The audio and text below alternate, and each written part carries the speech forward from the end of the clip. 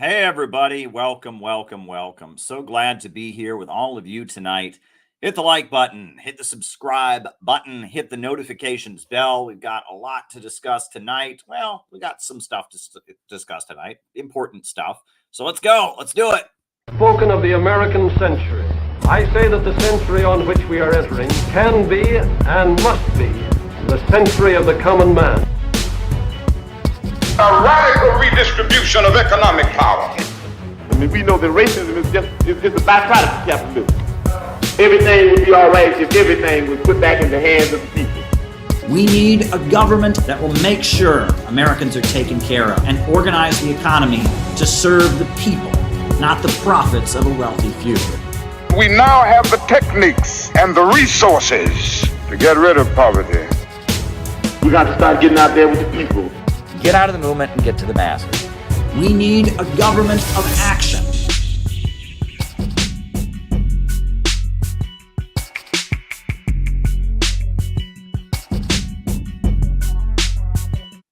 Welcome, welcome, welcome, everybody. So, we've got a lot to talk about tonight. So I can guess you all want to hear what I think of today's news, but I'm also going to, the main thing will be the subject of the stream, reading the Supreme Leader's letter. Then after that, we'll talk about today's news, etc. So hit the like button, hit the subscribe button, hit the notifications bell. Now, generally the way we do these streams is I give my opening remarks. My opening remarks are then followed by a roll call, where I call you all out as I see you, names and locations.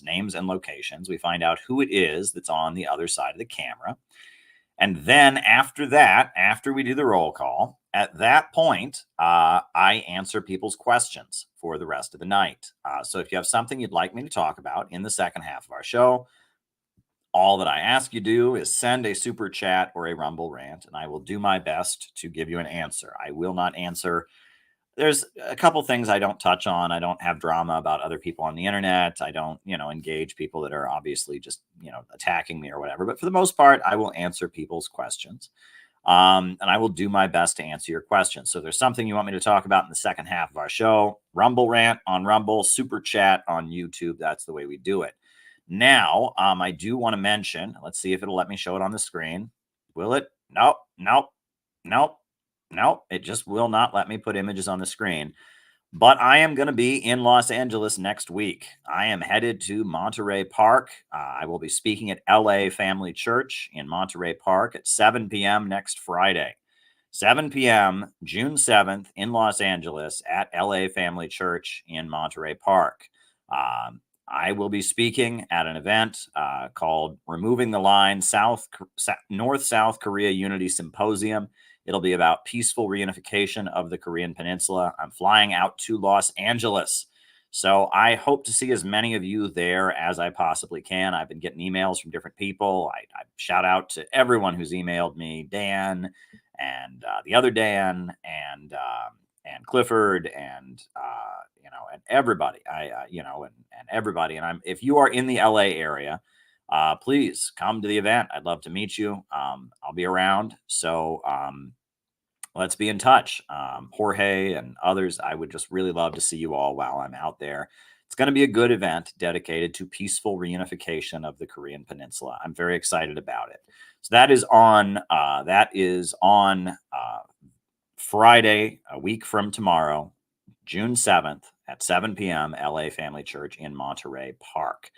That's the next big thing I'm working on. I'm with the Center for Political Innovation. That is our educational think tank, our socialist education project. We're always doing exciting stuff. So if you'd like to join the CPI, we'd always love to have you as a member. So there you go. Those are the latest developments. So on that note, folks, I am going to jump into my opening remarks. Remember, the way this works is I give my opening remarks, and then followed by the roll call, where we find out who is on the other side of the camera, who's watching. And then from there, I answer your super chat questions for the rest of the night. So the big news item is that the supreme leader of the Islamic Republic of Iran decided to write a letter to the youth of the United States who have been protesting on their campuses against Israel. And this is a pretty big deal. As you will recall, the last time the Supreme Leader wrote a letter to the youth of America in 2015, I made a film. I went all the way to Iran and I made a film about it that was shown on Iranian television. And I'll probably show some of that on TV later tonight. But I'm going to start out by just reading the Supreme Leader of Iran, Supreme Leader Ali Sayyed Khamenei, Grand Ayatollah Ali Sayyed Khamenei, the leader of the Islamic Revolution. I'm going to read his letter. And this is the letter that he wrote to students on American campuses who are protesting against Israel and its crimes. So I'm just going to read the letter. It's not very long. It's about 3 pages. I'm going to read it. So here we go. In the name of God, the compassionate, the merciful, I am writing this letter to the young people whose awakened conscience has moved them to defend the oppressed women and children of Gaza. Dear university students in the United States of America, this message is an expression of our empathy and solidarity with you. As the page of history is turning, you are standing on the right side of it. You have now formed a branch of the resistance front and have begun an honorable struggle in the face of your government's ruthless pressure, a government which openly supports the usurper and brutal Zionist regime. The Greater Resistance Front, which shares the same understandings and feelings that you have today, has been engaged in the same struggle for many years in a place far from you.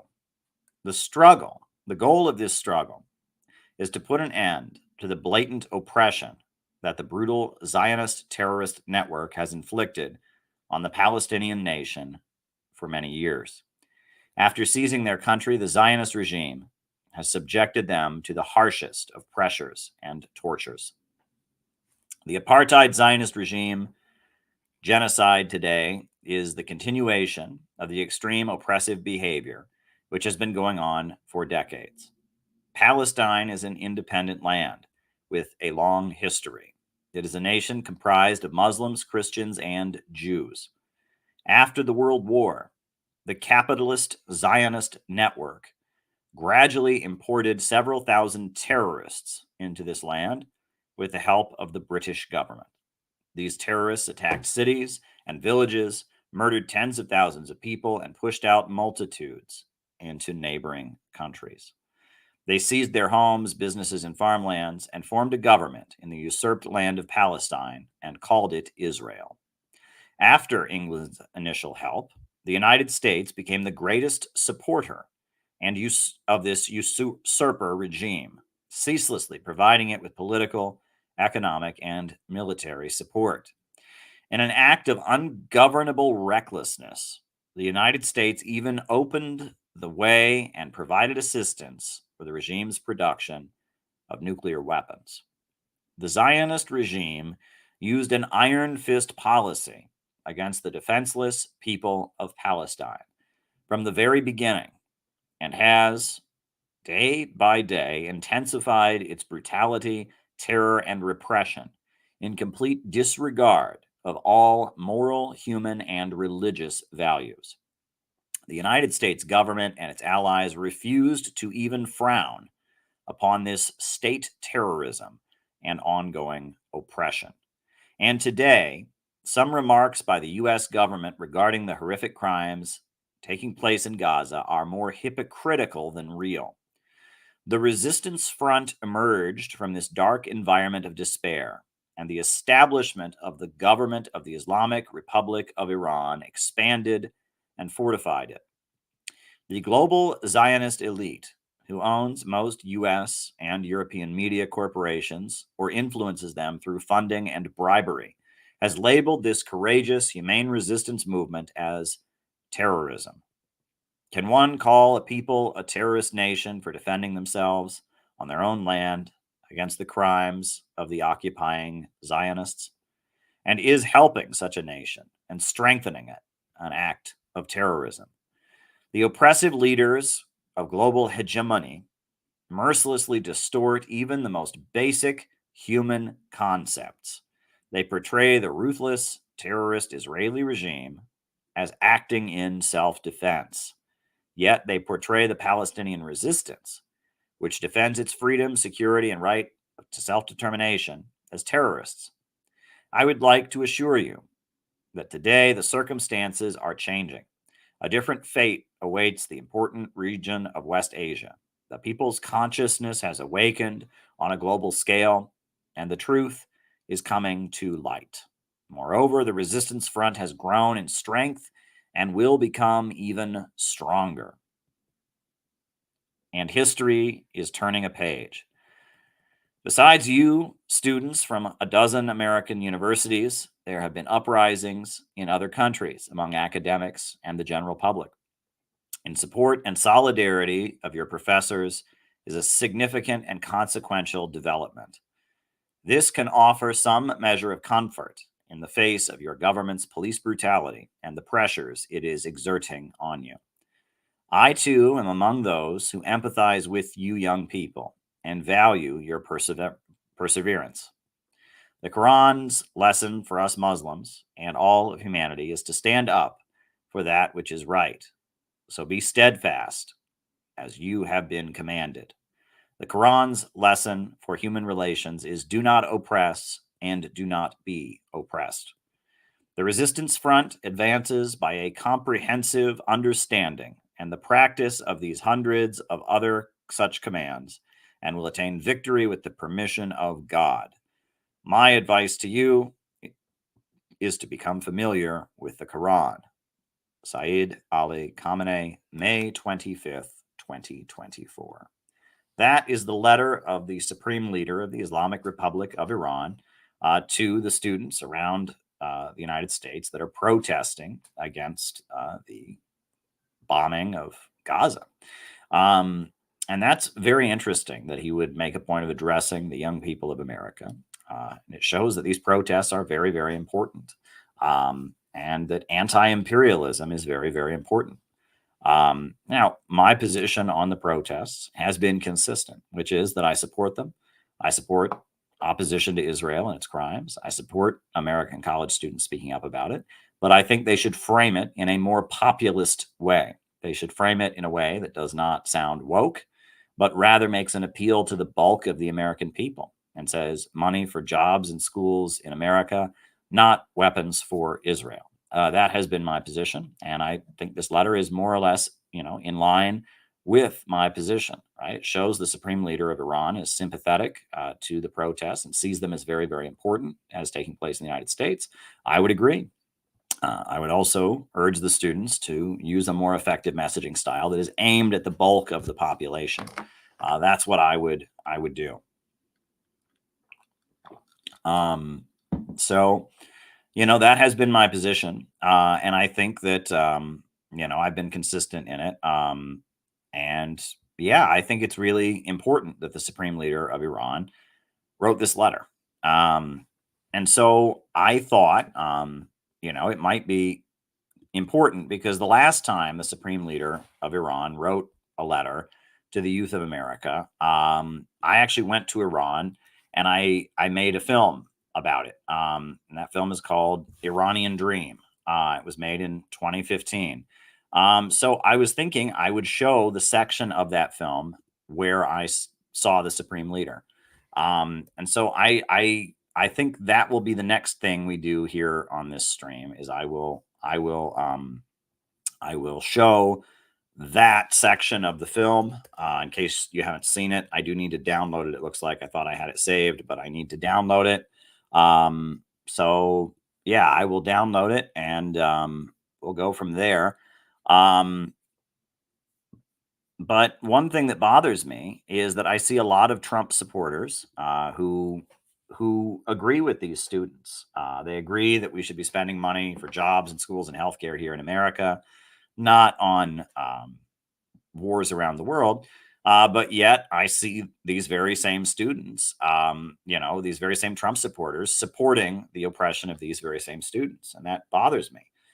They seem to think that because these students are woke, or because these students dress in with keffiyehs, with their faces covered, that these students are their enemies, and that's a big problem. And I think, unfortunately, a lot of these students think the Trump supporters are their enemies, and that this is the manipulation that the ruling class is carrying out.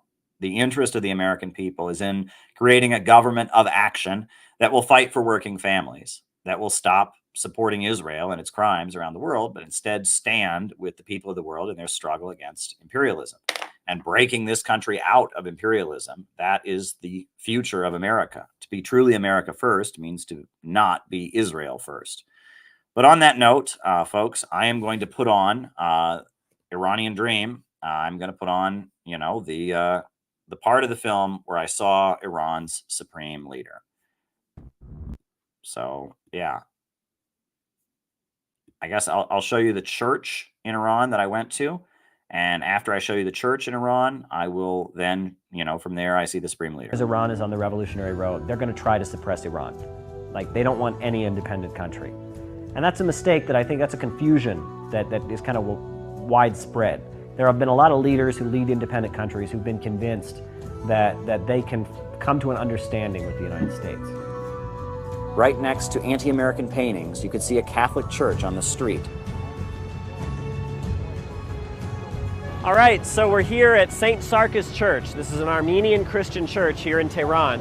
And today they're going to say prayers in honor of Imam Khomeini, the founder of the Islamic Republic. So I'm just going to go inside.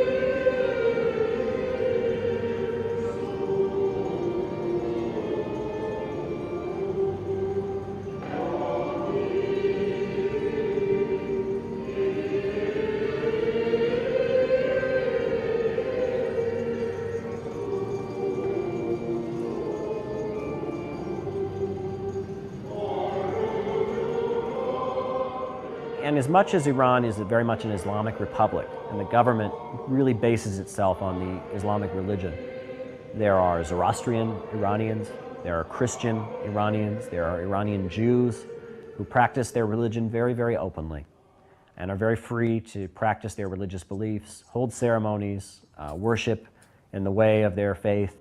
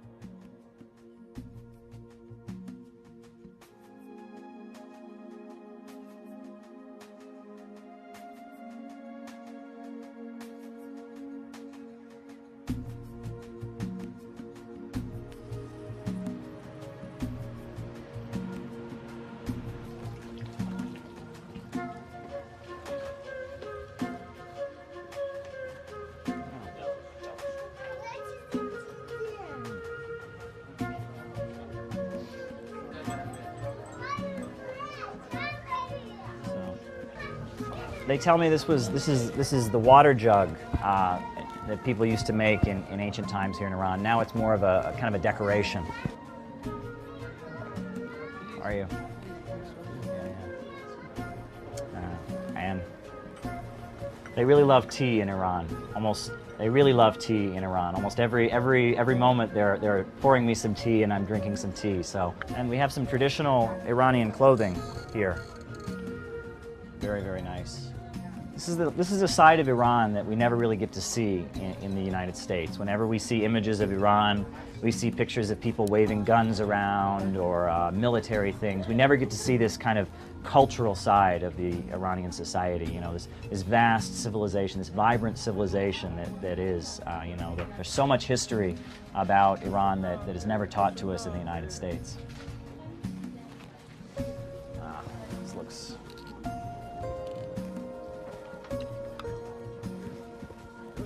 I'm looking for some traditional Iranian clothes to wear while I'm here working on this film project. So could you help me with that?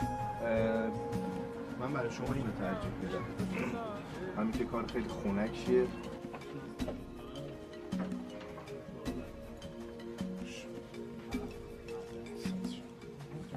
Very nice. Absolutely. Oh, you have a changing room. Oh, good. Good, good. Oh, perfect. All right. Well, all right.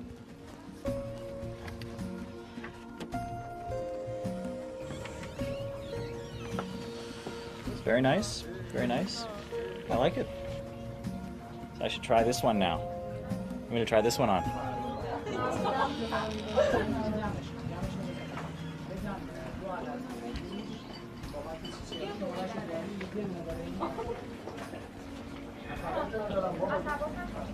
It's very nice, very nice. Yeah, I like it. Very nice, very nice. Yeah, it looks good. I like it. I think I'll take it. Looks good.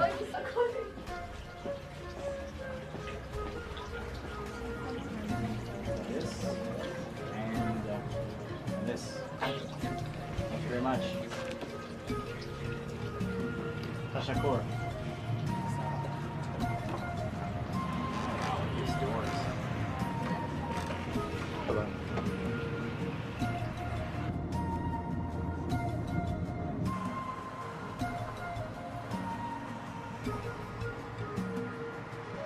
So now we're headed to one of the wealthier sections of the city here in Tehran, where some of the younger people get together during the night and have their cars, show off their cars, kind of. And we're going to talk to some of the people here in this wealthier section of the city about what they think about the gap between the rich and poor here in Tehran. Well, when I was in the north of Tehran, I saw a lot of very wealthy Iranians driving BMWs and Mercedes and eating hamburgers. And I talked with some of them. I was able to have some conversations.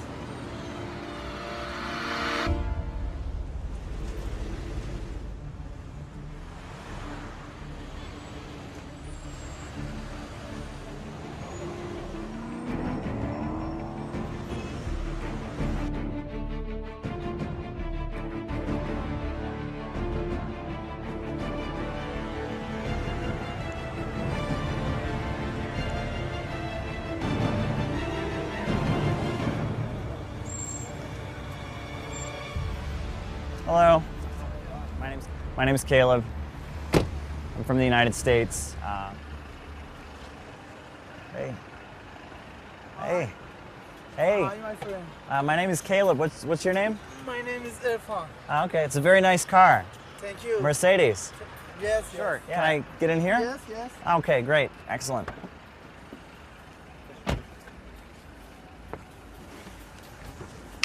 Thank you. Oh, it's so very nice. Very nice seats. Oh, wow. Look at this leather. Yeah. So I've heard that there's kind of a growing gap between the rich and the poor in Iran. That there's a gap growing. Do you think that's true? بله هستش. ولی پول توی کشور ما فراوونه زیاده. توی ایران همه چی خوبه.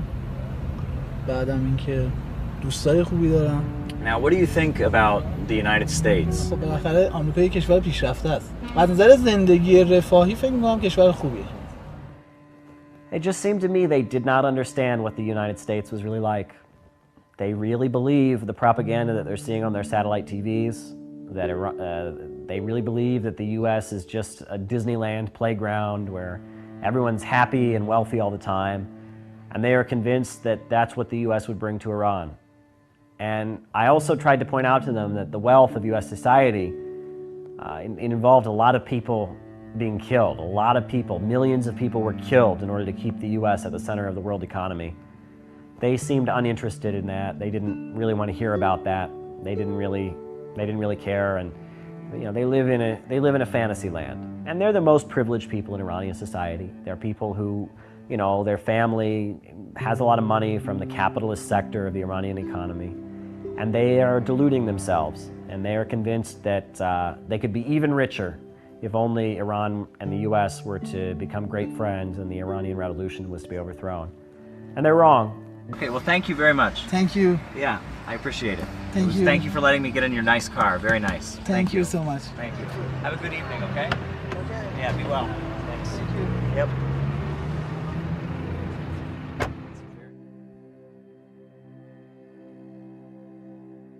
I don't think they really heard me. I think the satellite television and their frustrations and maybe what they've seen in the, you know, maybe they have a friend who's been to the US or whatnot, and this has an impact. They don't know how it really is. They don't really understand, but you know, that's the way they are. I wish I could make them understand it, but I don't think I will. The appointed day came, and I could only get permission in the place of the foreign guests. I had hoped at least my location close to Iran's supreme leader.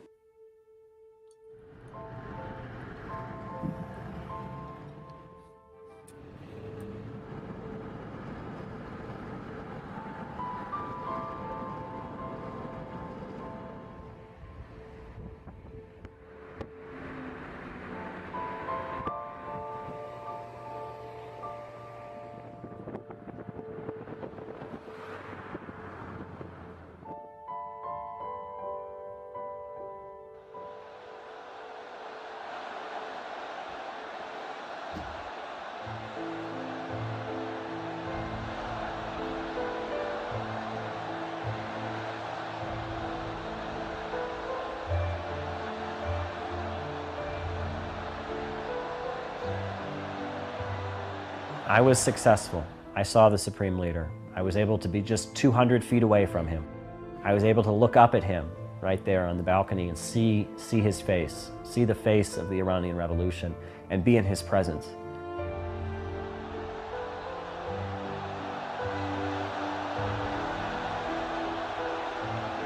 The first time that I teared up was when I saw, you know, the Supreme Leader and was able to look at him and just to see him come out and to just see his presence.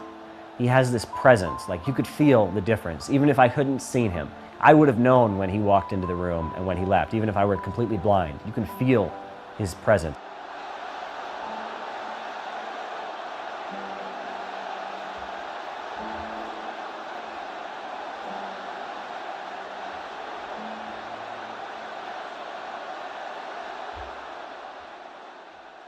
But the second was to look out on the crowd of people and see, you know, how they responded to him and see how fired up. And I saw that that's who the Iranian Revolution was for.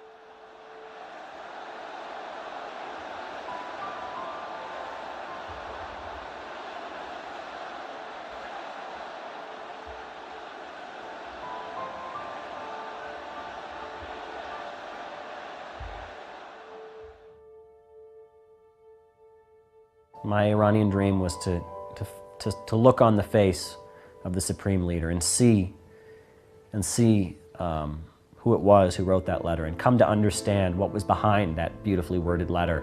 Find out what was behind it. Find out what the society that has a leader like that is like. I felt like I was not just looking at the face of one man, I was looking at the face of the Iranian Revolution. I saw with my eyes the Iranian Revolution. I looked at it with my own eyes. I saw it with my eyes. I saw what this country is about and what it's fighting for. I saw it, all the passion of the people who unfurled those flags and screamed for Palestine, screamed death to America. This is what Iran has. This is the mission that Iran is on, struggling for independence. And the only thing I can hope for is that someday in the U.S. we can have a revolution like Iran had. That someday, the Americans who are losing their jobs and are in a desperate economic situation because of the same class of bankers, that they can rise up. They can do what the Iranians did and rise up and fight back. That would be so glorious if that could happen. That's a song from a different United States. When people fought in the Civil War, they were fighting against slavery. They were fighting against injustice. It was a different time. Nowadays, U.S. soldiers are attacking countries, murdering people.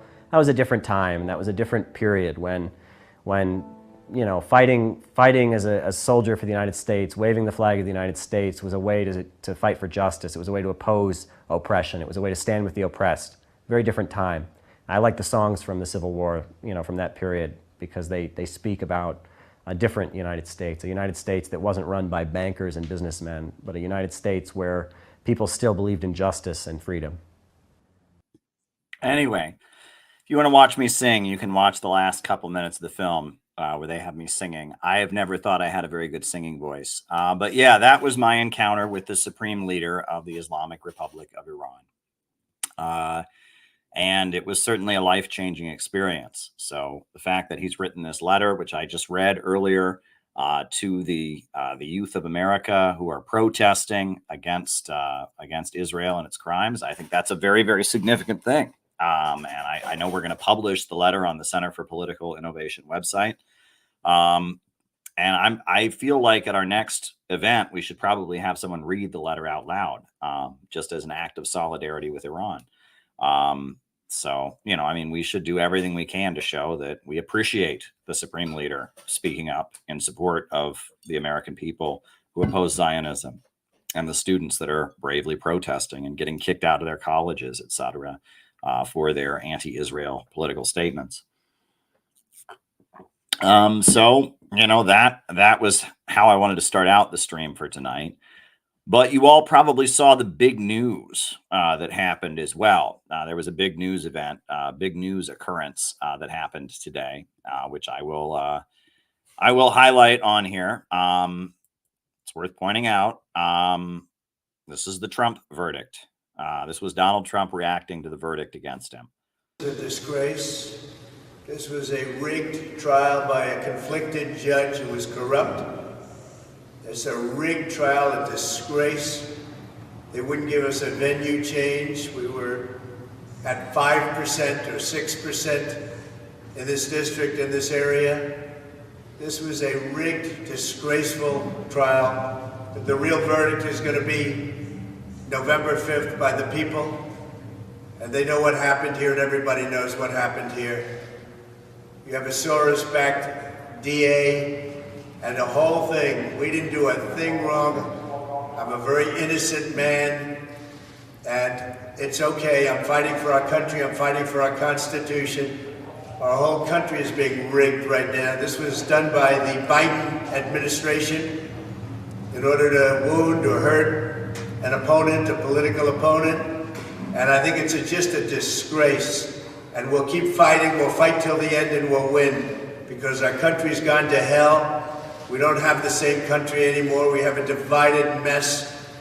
We're a nation in decline, serious decline. Millions and millions of people pouring into our country right now from prisons and from mental institutions, terrorists, and they're taking over our country. We have a country that's in big trouble, but this was a rigged decision right from day one with a conflicted judge who should have never been allowed to try this case, never.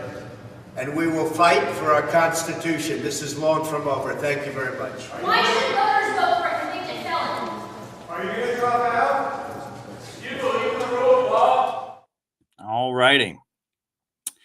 So we will have to see. Now, Donald Trump was convicted on all 34 counts. And for those of you who may not be aware, the charge against Trump was that there was falsification of business records around payments that he made to Stormy Daniels, the porn star, in order to get her to not talk about him to the media when he was president. And falsifying business records is usually a misdemeanor. They turned it into a felony, right? And they charged him on 34 different counts of it. And generally, they would charge you around one count of it for falsifying records around the same thing. But they charged him for it 34 different times, and he's been convicted. And they could give him up to 4 years in prison for every count. He could go to jail for 136 years for filing some paperwork incorrectly. Now, I don't like Donald Trump. He murdered Qasem Soleimani, which was a cowardly act. He's a pro-Israel bootlicker. There are many things about Donald Trump and his presidency that were awful. But that said, if you can honestly look at this case and tell me that you think that Donald Trump deserves to go to jail for 136 years for filing some paperwork incorrectly, you are not being intellectually honest with yourself. And this is where we have to just be real. If you have your head so far up MSNBC's butt that you think that this was a fair trial, that you think that this was somehow a legitimate carriage of justice, that this was somehow justified in the legal sense, I am very disappointed in you, because this is a joke. This is a joke. This is a complete and utter joke. And if you can't see that, right, the whole world can see that. In Iran, they don't like Donald Trump. He murdered Qasem Soleimani, blind supporter of Israel, but they can see that this is a joke. In China, they don't like Donald Trump. He put sanctions on them, and he was hysterical against them, cozying up with the Epoch Times Falun Gong cult, but they can tell that this is a joke, right? This is a joke. This whole thing is a joke, that he filed some paperwork incorrectly, and they want to send him to prison for 136 years, and it just so happens to be at the same time that he is the front runner for president. And it just so happens to be right in the middle of campaign season. This is a joke. This is a complete and utter joke. And, I was in Nicaragua, and I covered the elections down there. And, there were a number of opposition candidates who had gone around the world supporting sanctions against Nicaragua, and they were banned from running. And in Nicaragua, they have a law that if you go around the world trying to put sanctions on your own country, you can be banned from running. And, they had an election in Nicaragua, and all over mainstream U.S. media, they said it wasn't a real election because they barred these people from running because they were going around lobbying to put sanctions on their own country. I said, I think that's legitimate, right? That if the Nicaraguans, whose economy was damaged by sanctions, people couldn't get the medicine they need because of the sanctions. It was very hard to fly to Nicaragua because of the sanctions. If the Nicaraguans very much feel that it must be a standard in their politics that if you are going around the world trying to put sanctions on your own country, you don't get to participate in the political system, that's legitimate. But the U.S. media denounced the Nicaraguan elections. How dare, oh my God, they banned from the ballot all these different candidates. But they had a law. You can't lobby to put sanctions on your own country. The main anti-communist opposition violated that law, knowing that was the law, and they were banned from the ballot. I think that was a fair election. This, on the other hand, right, which this is the United States, which denounced the Nicaraguans' elections, said they were a sham elections. Here in the United States, it's not like there's a law that Donald Trump willfully broke. They are literally saying that the front runner for president must go to jail for a long time, right when he should be campaigning, for no other reason than he filed some paperwork wrong. Look, and put the whole Stormy Daniels thing aside, right? Is it wrong for Donald Trump to have an extramarital affair? I guess. Yeah, probably. Is it against the law? No, we don't tend to regulate people's sex lives here in the United States. Was it wrong for Donald Trump to pay money to Stormy Daniels not to talk about it? Probably, right? Bribing people to cover up your inappropriate sexual behavior, not a good thing. Is that illegal, though? No. They literally convicted him for filing paperwork wrong. Do you see how stupid this is? Now, there's a book that's been published. It's called 3 Felonies a Day. And it shows how when it comes to filing things like your tax return, filing things like, business filings, etc., they can get anybody for anything if they want to. They just have to put your name on a list of people to go after. They can get anybody for anything. And this is smoking gun proof of that. Right? I mean, he filed some paperwork wrong. And they used that to say that because when he filed the paperwork, he did not write payment to Stormy Daniels to not talk about me on the paperwork. They're saying that that is worthy of a life sentence in prison. Now, I mean, if you honestly look at that situation and think that that's how the American legal system was set up, that's why those laws about filing false business records were set up. If you honestly believe that, I pity you. I really, really pity you. The other thing about this is that the American legal system is boasted about all over the world, right? All over the world, they boast about the U.S. legal system and how fair it is. And we boast about American elections and how, anybody can run and our elections are all free and transparent. This is a joke. This is a joke. I mean, when I was in Russia, I pointed out that the Russian election was more democratic than the American election. Why? Well, every single part of Russia got to vote in the Russian election, right? Every single one, not one region of Russia was excluded. Whereas in the United States, whenever we have a presidential election, do people in Puerto Rico get to vote? No. Do people in Guam get to vote? No. Do people in the U.S. Virgin Islands get to vote? No. Do the people in the American Samoa, do they get to vote? No. There are millions of Americans who have no say in who the president of the United States is because of the fact that they live in U.S. territories, not U.S. states. And it used to be all of Washington, D.C. was excluded. Now they have like one symbolic electoral vote that's completely meaningless. But so right there, already you can see that Russia's election was more fair than the American election is.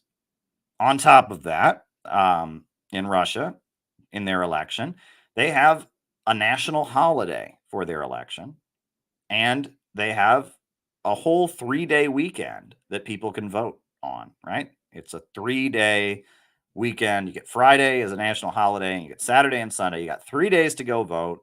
You get a national holiday where everybody gets off work. And here in the United States, our election is on a Tuesday, and it is not a national holiday. And in major cities, there's big lines before work, big lines after work, and working people don't get to participate in the same way. and they talk about how in the wealthy areas, and retired people tend to vote way more, and wealthier people, vote way more. They talk about districts in Florida, where they joke that, the people in Florida have nothing to do but go play golf and vote. And wealthier people, retired people, and people that are not working have way more time and are much more able to participate in the electoral process than the working class is. And you add to that many other factors. And you look at this, and now it's blatant. It's just blatant. They prosecuted Donald Trump. He's been convicted. And July 11th, he's going to be sentenced. And it looks like he's going to be running the crucial parts of his campaign from a jail cell. And if you don't see how ridiculous and absurd this is, I pity you. Eugene Debs, the socialist, he ran for president from prison. I think he was the first major, I think he was the first person to ever do that. He gave a speech condemning World War I. And so they threw him in prison. And after World War I was over, they had an election, and he ran for president from a jail cell. And they had a campaign button for Eugene Debs that had his prison number on it. Vote for prisoner number whatever it was.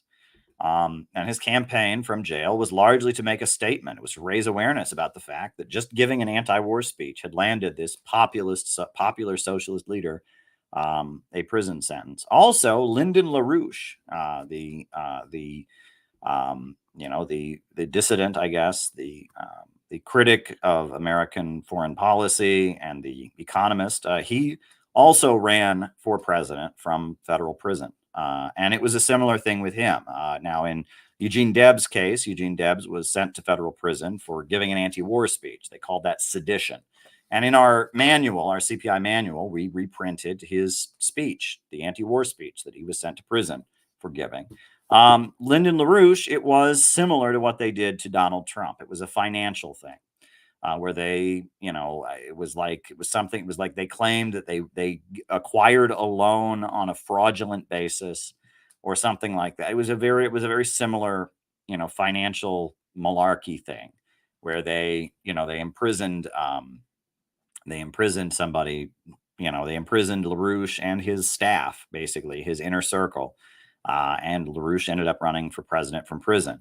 And so, you look at this, right? I think we just need to point out that the reality of the situation is that in every country in the world, if you get on the wrong side of the rich and powerful people, the people who run the country, they can lock you up. They can go after you and they can get you. And if you're wealthy enough, and if you're well connected enough, and if you have enough allies within the political system, you might be able to get out of it. But generally, you can't. And that's how it is in every country in the world, no matter what country it is, no matter how democratic and free and open the society is. If you are enough of a nuisance, if you cause enough of a headache to the people who are in the government, the people that have the power in the country, they can get you. And there's generally not much you can do about it unless you have a lot of friends and allies, people that are on your side in the political system who can kind of protect you. That's generally how things work in every country in the world. The problem with the United States is the United States goes around claiming otherwise. Oh, no, we are a free and open society. We don't have that here. It's not like that here. Bullshit. And it's obviously like that here. It was like that for Eugene Debs. It was like that for Lyndon LaRouche. And it's like that for, black leaders have been murdered. Black leaders have been railroaded to prison. Read about Reverend Pinckney from Benton Harbor, Michigan, and how all he did was register people to vote. And they framed him up. And it was a ridiculous case where, all he did was register people to vote. And they sent him to prison for registering people to vote. You can read about what's going on right now to the Uhuru movement, a group of black revolutionaries that they've charged and accused of being Russian agents just for engaging in political activism. This is how every country in the world is. The problem is that the United States always claims otherwise. The United States always says that that's not the case. We're not like that here in America. Yes, yes, yes, you are. Yes, the United States clearly is. And Julian Assange is another case that's very similar. Yes, yes, this is the case. Right. And I think we can see that with the Donald Trump verdict. And even if you hate Donald Trump, even if you think there is nothing remotely good about him, you've got to admit that this is a crass cheapening of the American political system. Right. And even if, and the argument that I'm hearing from a lot of liberals are saying, well, this is necessary because of January 6th. Well, then why didn't they charge him for January 6th? You know, I mean, this is a joke. Right? You know, charge him for January 6th then, right? This is, saying this is necessary because of other things that Donald Trump did. That's not how the legal system is supposed to work, right? O.J. Simpson, if he gets a parking ticket, he's supposed to be charged for getting a parking ticket, right? Even if you think he's guilty of murder, when he goes before that judge for his parking ticket, it's supposed to only be about his parking ticket. And this is a complete embarrassment and a complete corruption of everything the American legal system is supposed to be about. And I really wish that people could see that. And honestly, I think it's going to help Donald Trump because at this point, most Americans think the legal system is rigged against them. Most Americans feel like the people in power are against them. And this is going to make them identify with Donald Trump. I'm curious if Donald Trump will actually be jailed before the election. I don't know if that's actually going to happen or not. But I have a feeling that Donald Trump is probably going to be president again. And I have a feeling that Donald Trump will most likely not only be president again, but he will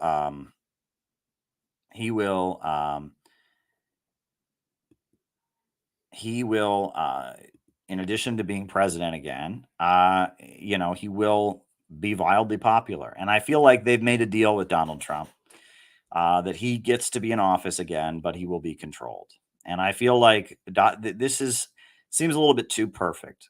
I feel like if they really wanted to get Trump, they would not have found him guilty on all the charges. This is too much. This is almost like they're just trying to generate outrage among Trump supporters. I feel like that's what's going on here. And it's disgusting and it's embarrassing. And this is embarrassing for our country. And you don't have to like Trump or think Trump is good in order to see that. This is embarrassing for our country. It's embarrassing for our country. And I don't quite know what more to say about it. And I think about the Islamic Republic of Iran, and I think about the legal system there and how it's clearly guided by their Islamic leaders, their Islamic revolution, the mullahs, the ayatollahs, they very much run the country. And they are very blatant about the fact that they run the country. They have their Islamic revolution. They have their principles. They govern according to those principles. But the United States, on the other hand, claims to be this free, open, fair society. And no, we are not an open, fair society. We're ruled by whoever happens to have the most money. We're ruled by de facto rulers. And I think people are tired of that. And I think people see how corrupt the country really is. And yeah, I mean, I don't have much more to say about that. I opened by reading the Supreme Leader of Iran and his letter. I showed you the part of the film that I made in Iran about, my meeting the Supreme Leader or seeing him at a rally. I can show you a couple other clips related to Iran. I think I will. And from there, I think at that point, I will probably at that point just start answering super chats or Rumble Rant questions, and we'll go from there. So, yeah, I'm going to show you a couple other clips from my time in Iran. I'll show you a couple other clips just because Iran is on our minds at the moment. Yeah, we'll do that. You know, I don't quite know what more to say at this time, but you know, we can do that. I'll show you some more clips from my time in Iran, and then I will answer people's super chat questions, and we'll go from there. You know, so if you've got something you want me to talk about in the second half of the show, by all means, send me a super chat. That's always appreciated. Super chats are always great. I always appreciate super chats because they give me something to talk about in the second half of the show. Yeah, and I'll show you a couple other clips.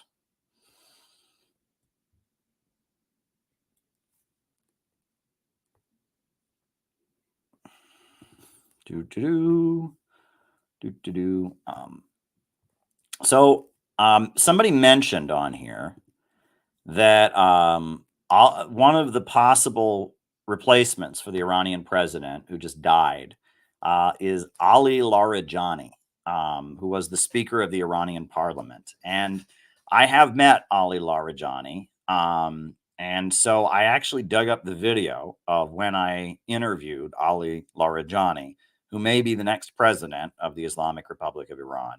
So I might show that video here next. But I'm just going to show, you know, just because Iran is very close to my heart. You know, I really changed as a person because of my time in Iran. You know, I had a spiritual awakening in Iran. That's why I believe in God, is because of experiences that I had in Iran. Really on the ship to Yemen. And, you know, Iran really changed me as a person and really changed my perspective on a lot of things. So I'm just going to show you a few clips related to Iran. This is a clip from the last World Youth Festival.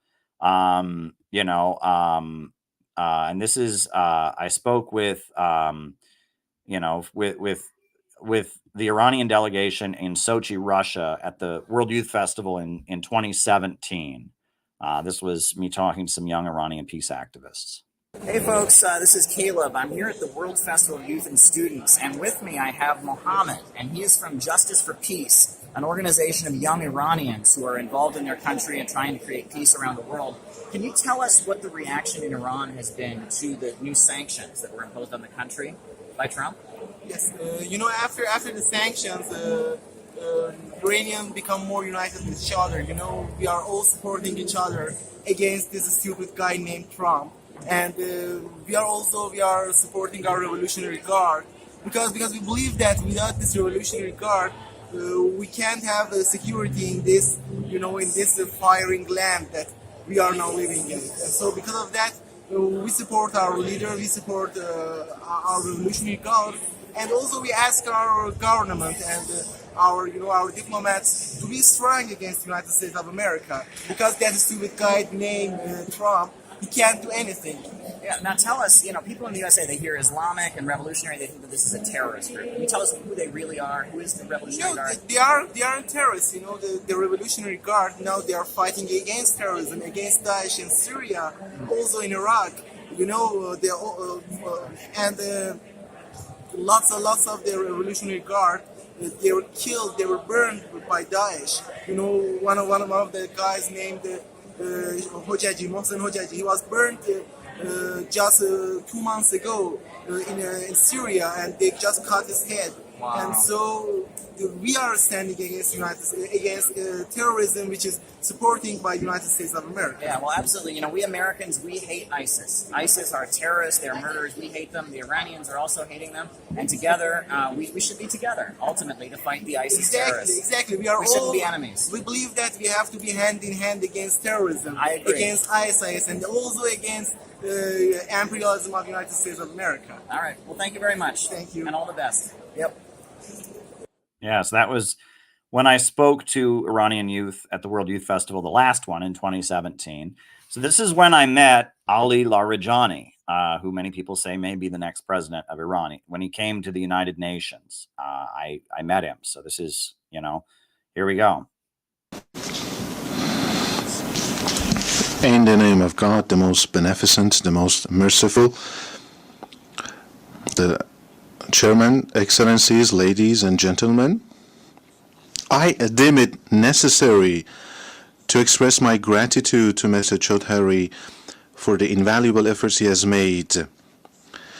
I am also delighted that the present conference is being held under the beautiful title of Placing Democracy at the Service of Peace and Sustainable Development, Building the World the People Want.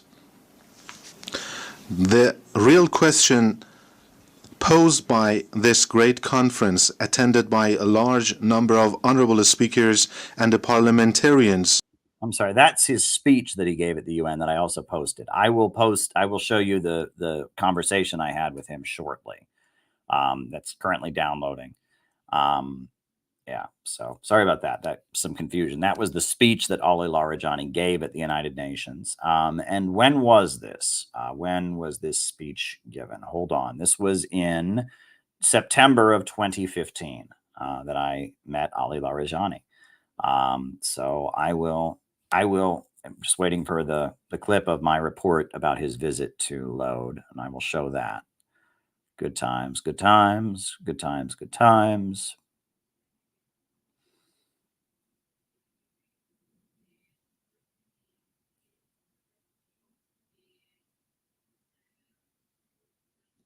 Okay, here we go. Here we go. All right, this is my report about when Ali Larijani came to the UN and when I spoke to him. Here we go. Iran's Parliament Speaker Ali Larijani is in New York for the 4th World Conference of Speakers of Parliament. On the sidelines of the event, he has met with U.S. Secretary General Ban Ki-moon. I should note who that is. That's Marzieh Hashemi. And Marzieh Hashemi was born in Louisiana. She's an African-American woman from Louisiana. And she married an Iranian man. And she moved to Iran. She has children, from her Iranian husband. She's a dual citizen of the United States. But when she came back to the United States in 2018, she was grabbed at the airport and held for 3 days without charges and not provided with food and tortured and such. And so that's who Marzieh Hashemi is. She's very much an anti-imperialist hero. She'll never come back to the United States after what they did to her. Yeah, I just thought I should mention that. That's who, and you can see her. She's still on press TV pretty frequently. But yeah, that's Marzieh. During the meeting, Larijani warned about the spread of terrorism in the Middle East region. Press TV's Caleb Moban brings us this report.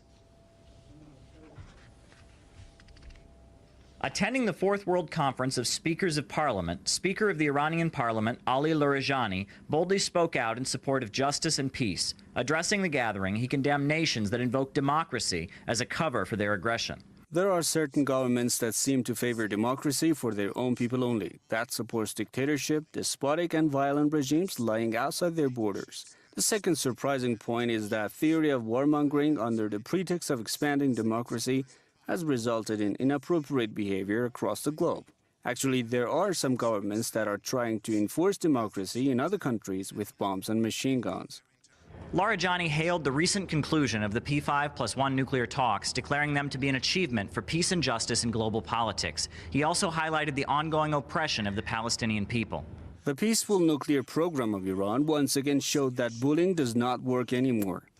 Certain powers tried to impose sanctions on us, but the great Iranian people chose the way of perseverance, and ultimately their resistance became victorious over sanctions and intimidation. The difficult and intensive nuclear talks led to an agreement, which is of course supported by us. In his remarks, he pointed to the underlying causes of terrorism around the world and urged that they be addressed. The people of the world, especially the youth, are now awake, and they have never been more aware of the political shenanigans as well as their own rights. They are left with no choice but to revolt against oppression and occupation. This is where they may fall prey to terrorist groups. Larijani briefly met with UN Secretary General Ban Ki-moon. Later, speaking to Press TV, he articulated the message of the Islamic Republic of Iran to the historic gathering. Given its motto, the current Conference of Parliament Speakers can have an important mission. Parliament should prevent governments from aggression, warmongering or supporting terrorists, and pave the way for investment and prosperity in order to stop terrorism. Many speakers of parliament expressed frustration that the guest from Russia was unable to attend. Leaders of the United States denied the Speaker of the Russian parliament a visa to attend the gathering due to her place on the list of individuals subjected by the United States to international sanctions. Caleb Maupin, Press TV, New York. Yes, that's when I met Ali Larijani. He gave me the brief remarks. There's a photo somewhere of me talking to him, but that's the package I did. Also, I made this essay. I wrote this essay about terrorism, about the Houthis, way back in 2015, and my Iranian friends actually made like a video of it. So I'm going to show you. This was the essay I made called "Yemeni Patriots Are Not Iranian Proxies."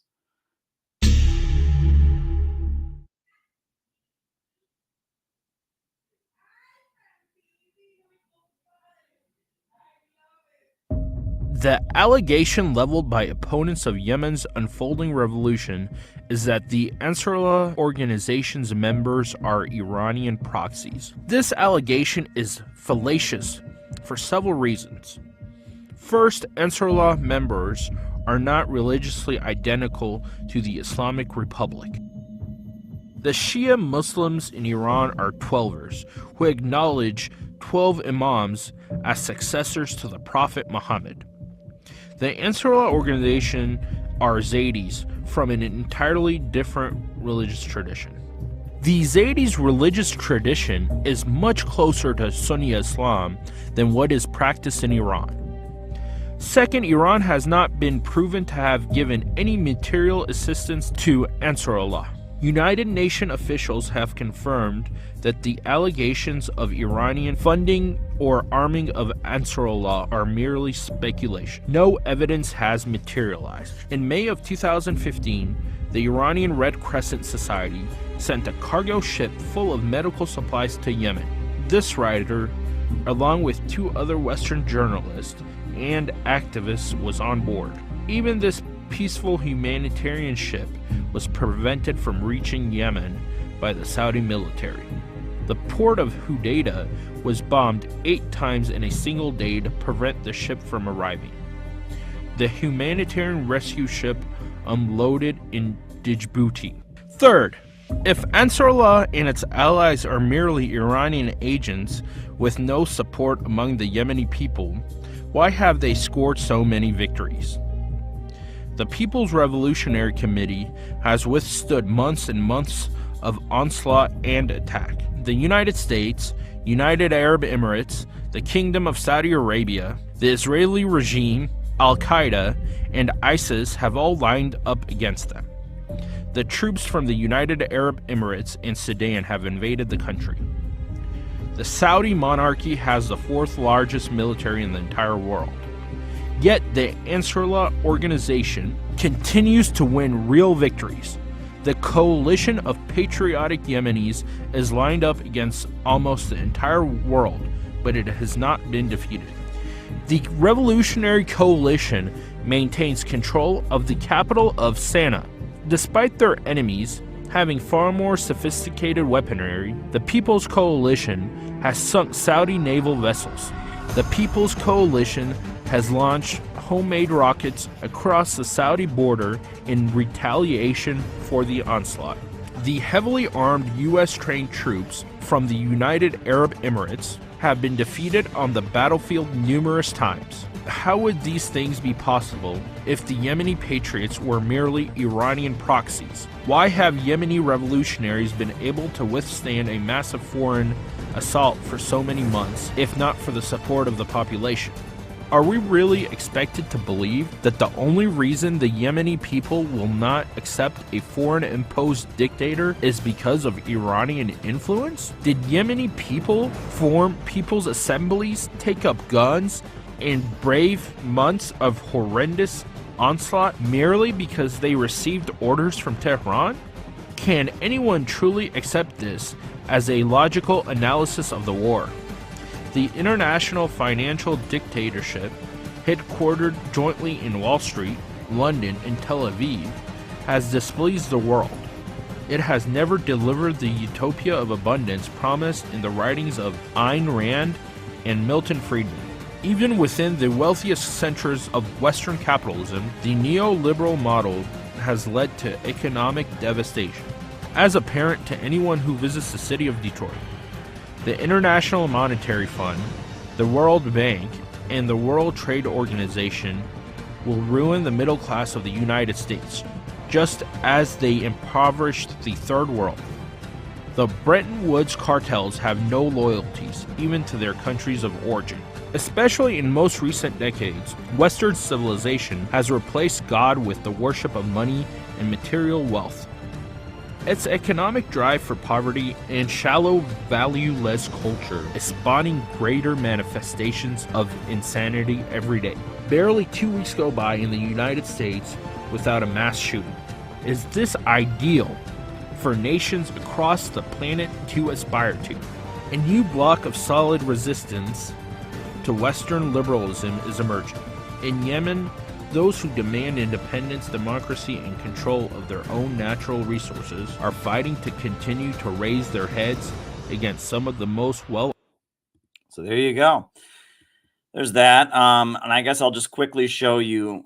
This is a clip of when I spoke to Fars news agency in Iran as I was coming back from when I came back from the ship to Yemen.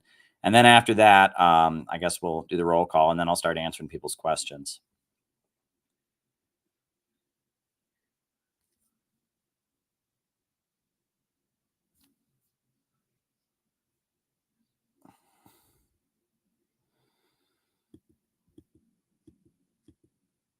Okay, so this clip has no audio. So I guess I won't be showing that clip because it has no audio. That's a bit frustrating. Don't know why the clip has no audio, but yeah, maybe I can show you another clip from my appearance with Fars News. There you go. What a night, folks. What a night. You know, I think it's important to just get on here and stream as much as I possibly can. Sometimes, you know, I did the speech a couple nights ago about strategic equilibrium and the strategy of the Center for Political Innovation. Tonight, I read you the Supreme Leader's letter. I'm showing you some clips from my time in Iran. I think it's important to just get on here and stream, you know, and even if I just read you a book or whatever, I think it's important to just be here because we are a community and this is our opportunity to connect with each other. So why don't we do the roll call? At this point, we'll do the roll call and I'll call you all out as I see you, names and locations, and then we'll go from there. So who is with us tonight? Names and locations, names and locations. Who is with us tonight? Names and locations. JDL 37 is in the Missouri Ozarks. We got Utica in New York, Mark Jones. Good to be here. Joe in Los Angeles. Well, Joe, if you're in Los Angeles, come see me. I'm going to be speaking in Los Angeles next week. Carter in Duluth, right?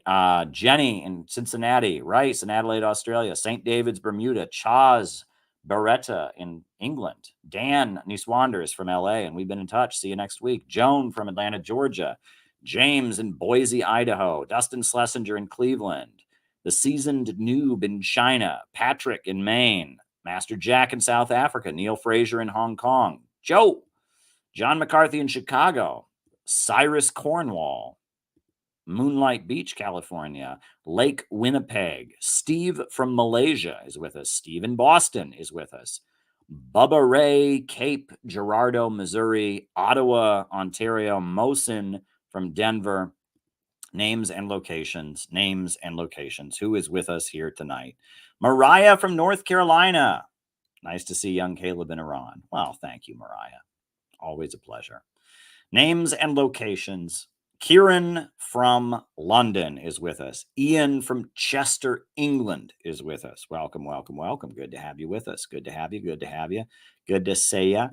Chicago, Floor 2 Records. Sherry from New Jersey. Welcome, welcome, welcome. Danny Lopez from Pueblo, Colorado. Welcome, welcome, welcome. Names and locations. Alan is out in Utah. Welcome, Alan. Good to have you. Names and locations, names and locations. Who is with us tonight? Names and locations. Who's with us?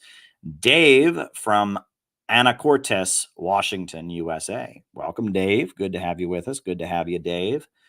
Good to have you. Patch in Arizona. Alex in London, United Kingdom. Welcome, welcome, welcome. Patch in Arizona. Good to have you with us. Good to have you with us. Good to have you with us.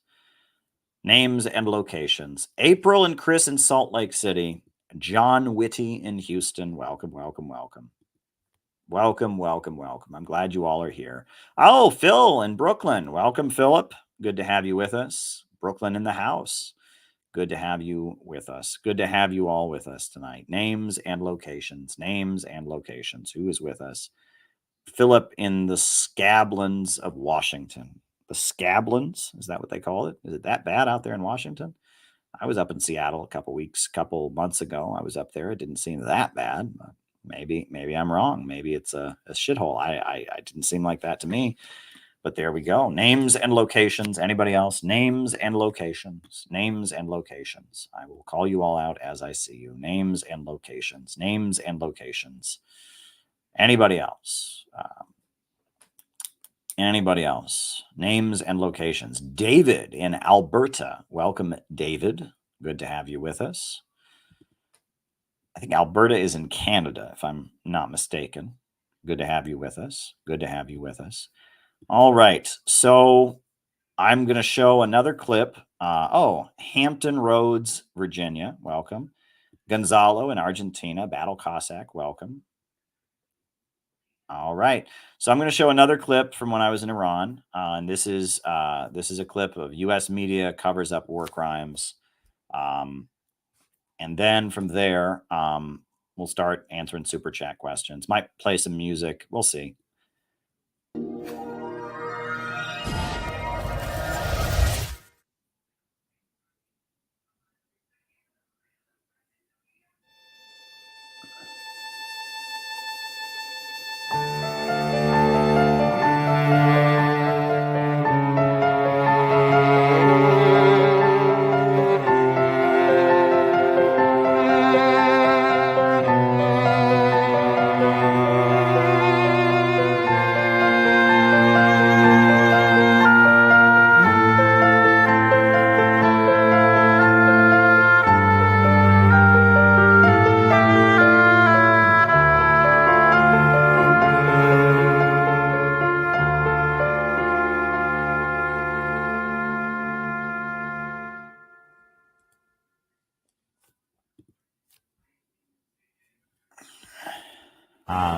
The men on the ship who volunteered from the Red Crescent Society, they are from Iran. And because they're from Iran, they know that, mothers are watching their children be killed, that innocent people are being slaughtered, that schools are being targeted. They know what's actually taking place in Yemen. But this has been concealed from people in the United States. And it's really a shame that I was the only person from the United States who was able to be aboard the Iran Shahid. Because I believe that if people in the United States actually knew what was taking place in Yemen, and in addition to that, they actually fully understood how their own government is complicit in it, with satellite support, with refueling the airplanes, how their own government is complicit in these crimes, if they knew, there would be boatloads of Americans on ships to Yemen trying to help the Yemeni people. And the reports in Western media about the ship, they've been very confused and deceptive. They've described the Iran Shahid as being part of an Iranian military armada of some type. That was not the case. Only on one occasion did I see any other Iranian ships. On one day there were 2 Iranian ships that did approach us and then went the other way. This was not a military mission. This was a purely humanitarian mission. This was about delivering 2,500 tons of water, flour, and medical supplies to the people of Yemen, and allowing the Red Crescent Society volunteers to do what they have sworn to do in the oath of their profession and provide aid to those who are in need. The only reason we did not successfully arrive and complete our mission from Bandar Abbas to the port of Hodeidah in Yemen, it's only one reason, and that's U.S.-backed Saudi terrorism. The day we departed from Bandar Abbas, the Saudis made a point of bombing the port of Hodeidah. And then the day we were scheduled to arrive, if we had arrived on time, that day they bombed the port of Hodeidah not once, not twice, but 8 times in a single day. Well, as of now, there should be no question about that because the ship has been unloaded and the world, all the contents on board were there for all the world to see in Djibouti, and they've been delivered to the World Food Program. So as of now, there should be no question about the humanitarian nature of the mission. However, that doesn't mean that U.S. media won't keep lying about it. When I was on my way back from Djibouti, I flew to Istanbul, and then to Tehran. And while I was in Istanbul, I opened a copy of the Financial Times, which is the newspaper from London. The Financial Times, and I didn't expect them to have any coverage of our ship, but they did have coverage of our ship. Here, this article, "Mystery Deepens Over Cargo Ships in Yemen." There are 2 paragraphs in this article about the peaceful humanitarian mission. It's skeptical in tone. And then the rest of the article, this lengthy article, is all about suggestions that Iran may possibly be sending weapons to the Ansar Allah organization. 2 paragraphs about a peaceful humanitarian mission, and the rest all speculation that, where was this cargo ship going? It went off the radar. What's going on here? Just pure speculation, trying to put into people's minds that the fighting in Yemen is purely Iran destabilizing Yemen. And if you look at the tone, one particularly disturbing thing in this article, it says the way. Let me find the quote here. Yeah, but Tehran appears to have scored something of a propaganda coup by announcing on Thursday that it would allow UN inspectors to verify the humanitarian contents of the ship. A propaganda coup. What kind of, does this pass for journalism? Is this journalism? Is this acceptable by any standard of anything? Where basically this was an attack on the Islamic Republic of Iran by the Financial Times. This is what the world is being told about the ship. And if you put that in the context of the covering up of the Saudi atrocities in Yemen, and you add to that the fact that there has been complete neglect to mention anything about the U.S. role, you can see that the U.S. media is absolutely complicit in the crimes that are taking place.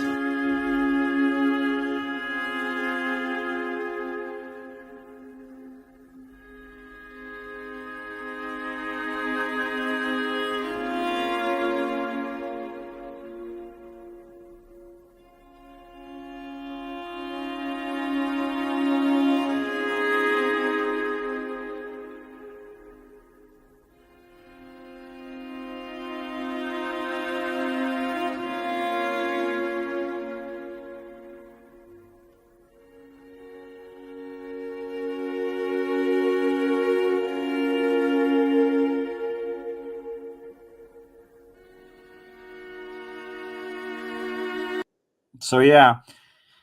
So, all right. So now I'm going to start answering people's super chat questions. There's a couple that have come in, but please, more super chats are always appreciated because super chats, they don't only, help give me something to talk about in the second half of the show. They also help me pay my rent. I live in New York City, got a 2-bedroom. My rent is too damn high, but I have to live here for my job. And so it helps me with those expenses. And it enables me to have this extra bedroom that I can use for the streaming that I do so frequently on this channel. So I ask that you send a super chat to help support my work. There are other ways you can support my work, though. One of them is to sign up on the Patreon because coming up on Saturday, we're going to have a patrons only stream. And if you want to be a participant in that, it'll be a small, intimate chat with Patreon members only. You can sign up and you can be part of that, but you got to be an active member of the Patreon. And on top of that, you can always buy some of the books that we've published, etc. So super chats are always appreciated. They are always appreciated as a way to support my work. I think I'm going to put on, before we start answering super chats, because I know there's probably a few more people that want to send in some super chats. I think we got about 4 of them here. Before we do the super chats, I am going to put on a sea shanty because I like sea shanties, right? I do like sea shanties. So, yeah, and then we'll start with Alex Olivier talking about the Dilatov Pass incident in the USSR, and we'll go from there. So I'm going to put on the sea shanty. Don't forget your old shipmates. And then I'll start answering people's super chats. So here we go. This is Forget Your Old Shipmate. This is a British naval song popular in the Napoleonic Wars. I think most of you know the chorus. Long tossed on the rolling bay, now we're safe ashore. Don't forget your old shipmate. Rolly, rolly, rolly, rolly, rolly, we're the boys that fear no noise while thundering cannons roar. Long we've worked on the rolling bay, now we're safe on shore. Long we've worked on the rolling bay, now we're safe on shore. Don't forget your old shipmates. Rolly, rolly, rolly, rolly, rolly. When we sail from Plymouth Town, oh, you've gone tonight, Jack, were there ever chummies known, such as you and I, Jack? Long we've gone from the rolling main, now we're safe on shore, Jack. Don't forget your old shipmates. Rolly, rolly, rolly, rolly, rolly. We have worked the self-same gun, quarter-deck division, spun to rod and loader through the whole commission. Long we crossed on the rolling main, now we're safe ashore. Don't forget your old shipmates. Rolly, rolly, rolly, rolly, rolly. Oftentimes have we laid out, toil no danger fearing, calling in the flapping sails to the weather veering. Long we crossed on the rolling main, now we're safe ashore. Don't forget your old shipmates. Rolly, rolly, rolly, rolly, rolly. All right, and I'm going to put another sea shanty on that I think will be a little more high quality. This is Roll the Old Chariot Along.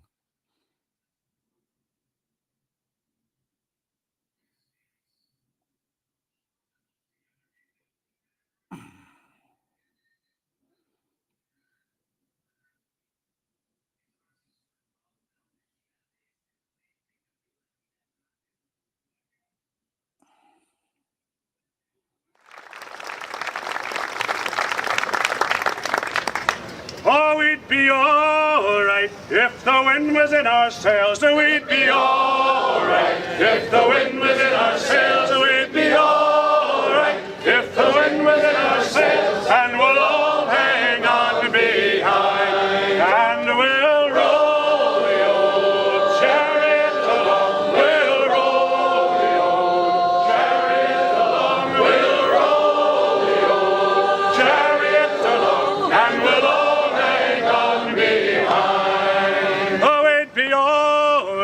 if we make it around the horn. Oh, it'd be all right if we make it around the horn. Oh, it'd be all right if we make it around the horn, and we'll all hang on behind, and we'll roll the old chariot along. We'll roll the old chariot along. We'll roll the old chariot along, and we'll all hang on behind.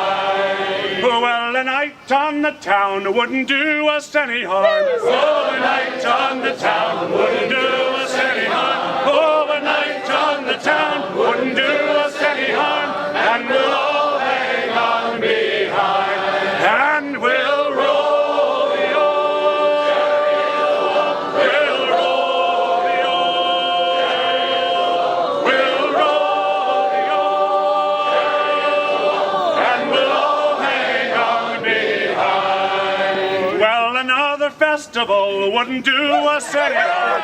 Oh, another festival wouldn't do us any harm. Oh, another festival wouldn't do us any harm. And we'll all hang on behind, and we'll roll the old, we'll roll the old, we'll roll the old chariot along, and we'll all hang on behind, and we'll roll the old, we'll roll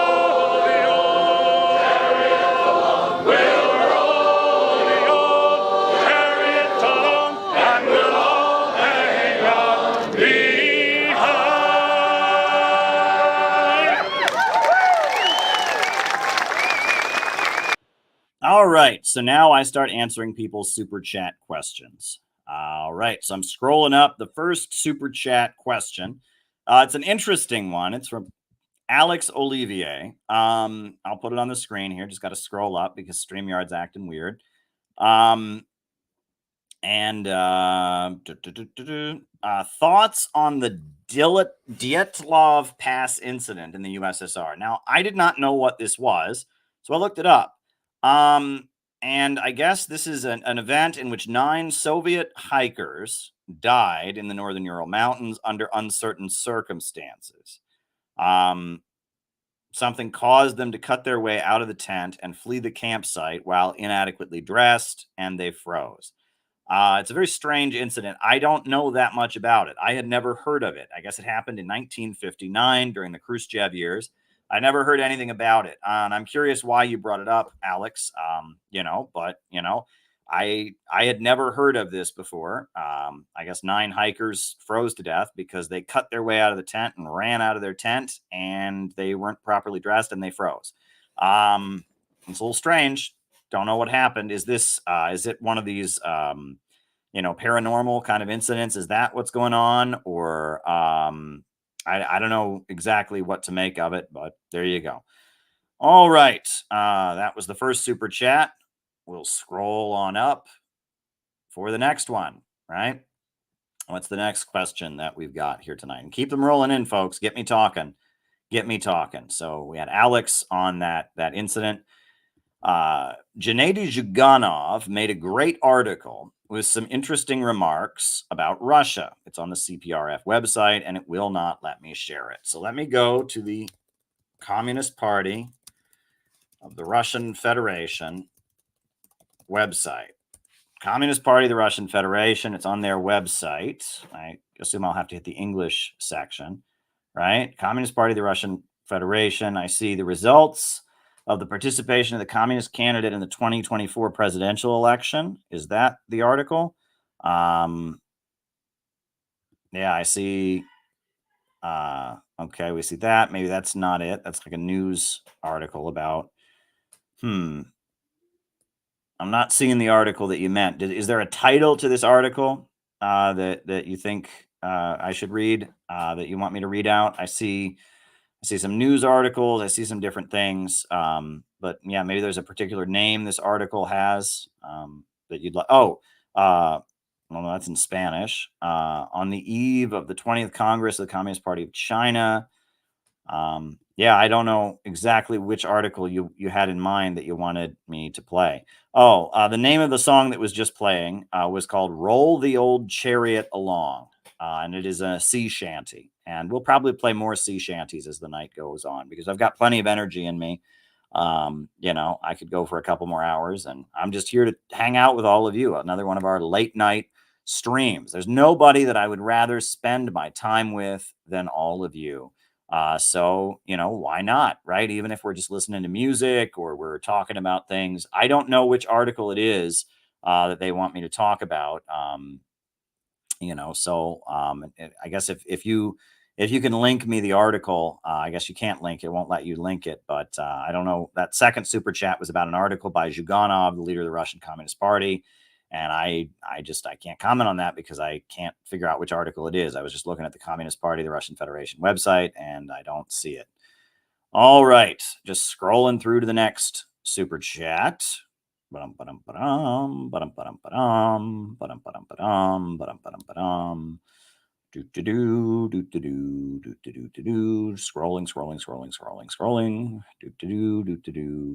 Just keep scrolling down until I find it. Okay. How do you deal with Christians, non-end times types, who don't feel like nuclear war because they trust God to handle things and look forward to the afterlife? That's kind of interesting, right? That's an interesting one there, because you would think, right, that there would be some people who are just, completely not afraid of death. But that's not the case. Generally, people don't want to die. The struggle to preserve life is just a basic instinct. No one wants to die. People tend to fear death. That said, I think Jyoti Brar and Harpal Brar, they do have a point in that that nuclear war can be kind of a scare puppet, right? And they've talked about this. The Soviet revisionists, Khrushchev and others, they used the threat of nuclear war as a way to restrain the global communist movement. And that it's complicated. Is there a danger of nuclear war? Yes. However, the bulk of the ruling class, I think, would like to avoid it. They would like to avoid an all-out nuclear war, an all-out confrontation. So it's a double-edged sword. But Christians, non-end times types who don't fear nuclear war because they trust God can handle things and they look forward to the afterlife, I think they're just not being honest. I think they're saying that in response to you because they're kind of being willfully ignorant of what's going on in the world. They don't want to hear you talk about Russia and China and things like that.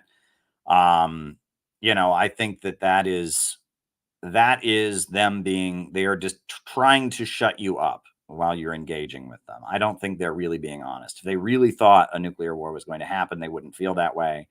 I don't think they want to die. I mean, the struggle to preserve your own life is one of the most basic things. Nobody wants to die, right? You can talk about people that might martyr themselves in a military confrontation of some kind. That's very, very different. But generally people, if they fear their death is coming, they would want to prevent it. No one says, oh, okay, I'll just die. That's fine. No, and that's not how human beings work. One thing I have noticed is that often people are disingenuous in political arguments. They'll say things like that because they think it's funny or they think it's annoying. My problem, I'll just tell you, I was telling this story to a friend like last week. I'm very literal, right, in the way I understand things. And I'm very, very literal. And so, I remember, true story about me. This is how literal I am. I was in 5th, 6th, 7th grade. I was, a young adolescent.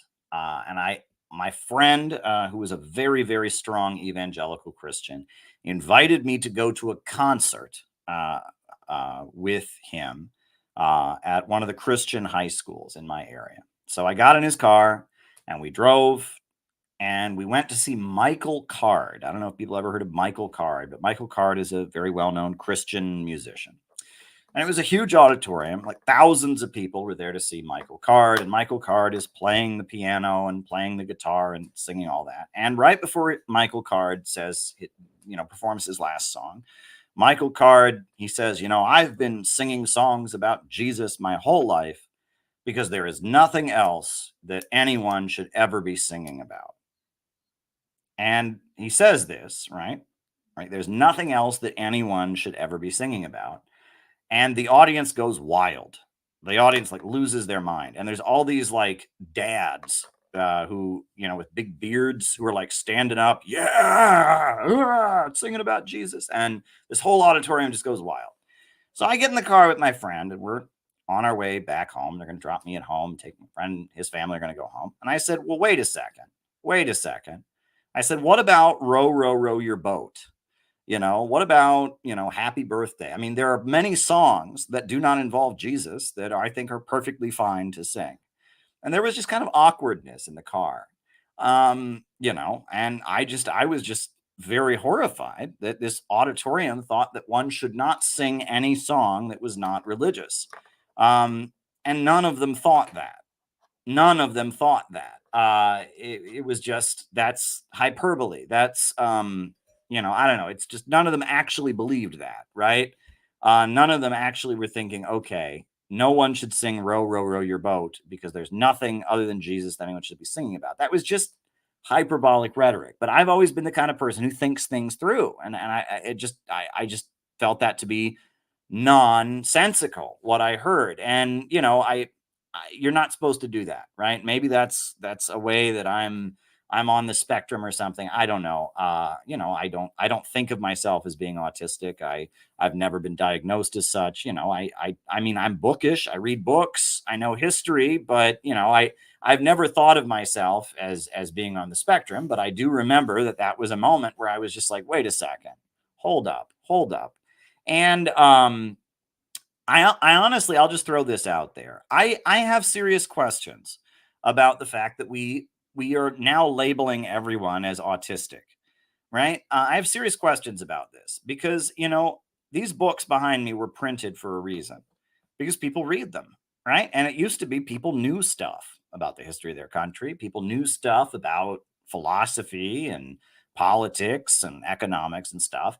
And now there's this feeling that if you know anything about anything, it's because you have a neurological condition called autism, right? And I've talked about this before. It's a little weird, right? It's the whole thing about Americans can't find their country on a map, right? And that's not normal. But suddenly now it is normal to not know where your country is on a map. And if you're one of those weird people who like knows maps and stuff, you must have a neurological condition. Something's off. Something is off about all of this autism thing. All right. Obviously, there are some people that are very, very autistic and they say it's a spectrum. But I honestly think that the way that you're supposed to be now and you're not autistic, right? You're neurotypical is quite unhealthy, right? And I don't think it is healthy to not be able to find your country on a map. And I don't think being able to find your country on a map makes you neurodivergent in some way. And if you go to other countries in the world, it is not considered a deviation if you can find your country on a map, right? And that we have our culture in the autism thing, the autism awareness thing has taken a weird turn where we're suddenly normalizing people being, I don't know if stupid is the right word, not stupid, but disinterested, I guess. Right. And that's a little bit weird, right? Obviously, there are people that are very, very, they have very, very niche interests. There are people that, their ability to interact and have conversations, they can't make eye contact. I mean, there are certain attributes, and they always emphasize that it's a spectrum, etc. But I'm at the point where I'm starting to wonder about this autism obsession in the West because, these books were not printed for autistic people. They were printed for people who were interested in the topics. And there was a time where people were actually interested in knowing things. There was a time where it wasn't considered a form of deviation or mental illness to be actually interested in the world around you or to actually study things or have knowledge. And it's very, very odd. And like when I was a kid, they didn't talk about autism. When I was a kid, they talked about ADD. That was the big thing, right? If any child was misbehaving, especially a young boy was misbehaving or whatever, they had ADD, right? And they gave him Ritalin or whatever. And now it's autism, right? Every young male who doesn't, who reads too many books or thinks too much is autistic. And something's off about it, right? Obviously, human minds work differently. Obviously, there are different personality quirks, but I don't think we should be considering it normal to be completely disinterested in the world around you, right? And that's not healthy, right? We didn't used to expect people to be stupid. And I shouldn't say stupid, but rather we didn't used to expect people to be disinterested, right? Right. We didn't used to expect people to be disinterested, and I find that to be odd. I will say, right? I find that to be very, very odd. And yeah, something's off, right? Something is off in our culture where it's considered, oh, if you know anything, if you read books, if you can find your own country on a map, if you know anything, you must be autistic. That's not right. Okay. And that, yes, people with really obsessive niche interests, there tends to be some neurological difference there and all of that, but something's off. Something's off, right? And it's almost like they're pathologizing knowledge. They're pathologizing. Anyway, there you go. All right. So let me scroll up and we'll find another super chat to answer. Right. I'll see. We did the Russian one, and we did the thing Dustin said about non-Christians. Yeah, I don't think people who say they don't fear death are being honest with you. I think they're being performative. All right. Jeffrey Sachs, thoughts? You should interview him. Hey, I'd love to interview Jeffrey Sachs. I would ask him a lot of tough questions about his role as an economist, right? But I think the majority of what he says now, I think is tremendous, and I agree with. And I would have no problem interviewing Jeffrey Sachs. I think, I agree with a lot of what he says now.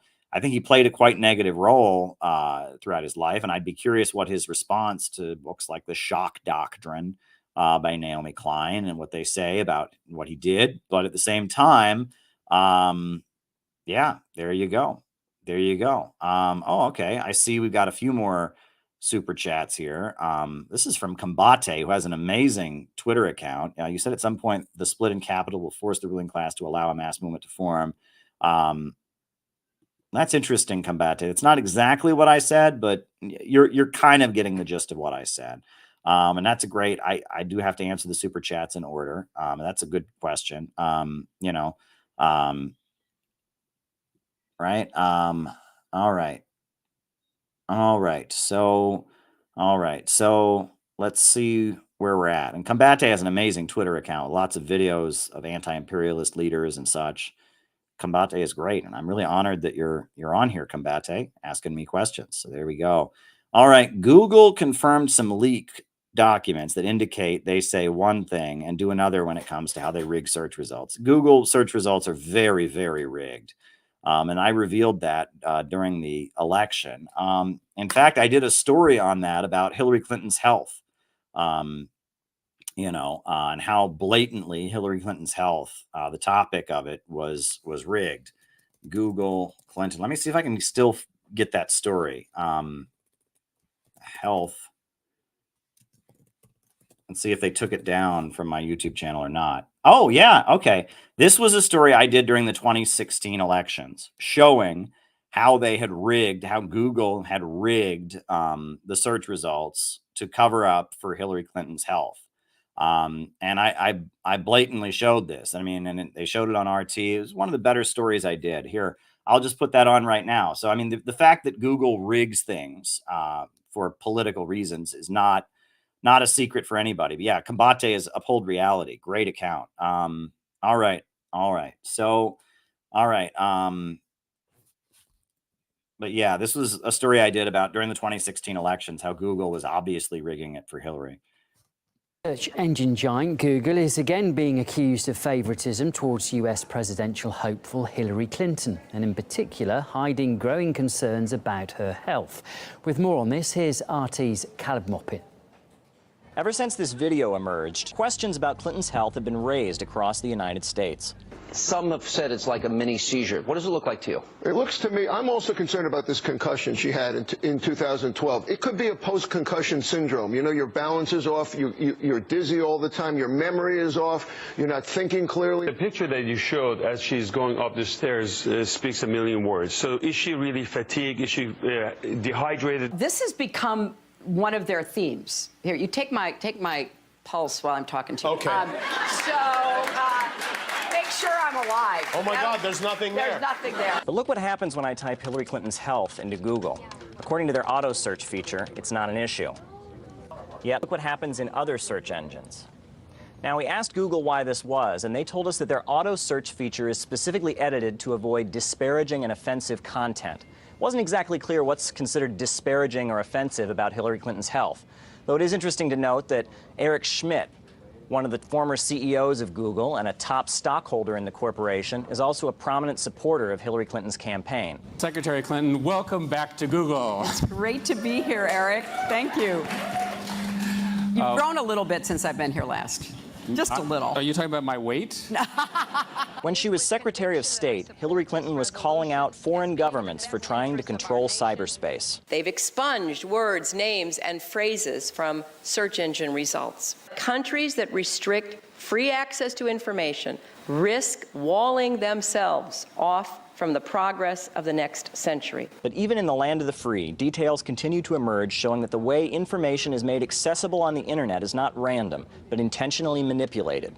Whether it's the news curators who decide what gets trending on Facebook, or big corporations hiring teams of people to edit Wikipedia, the internet isn't a free market of ideas where everything gets an equal shot at going viral. This is influencing U.S. elections, influencing who's going to run the country. So I think there has to be a little bit more transparency and people realizing and understanding the power that Google, Twitter, Facebook, all these very powerful online entities have in controlling information flow. They might actually have some political leanings that are making their information flow online biased. If the influential people on the internet are all lining up behind one person and controlling what information we receive, does this mean that democracy has, for the lack of a better term, been hacked? Caleb Maupin, RT, Washington, D.C. Yeah, and it was blatant that Hillary Clinton's health and the fact that she covered up, I mean, she collapsed on 9/11. She was having all kinds of health problems, and she covered it up throughout her campaign. And yet Google would not let you search for that. It wouldn't let you type in Hillary Clinton's health and acknowledge that that was the issue.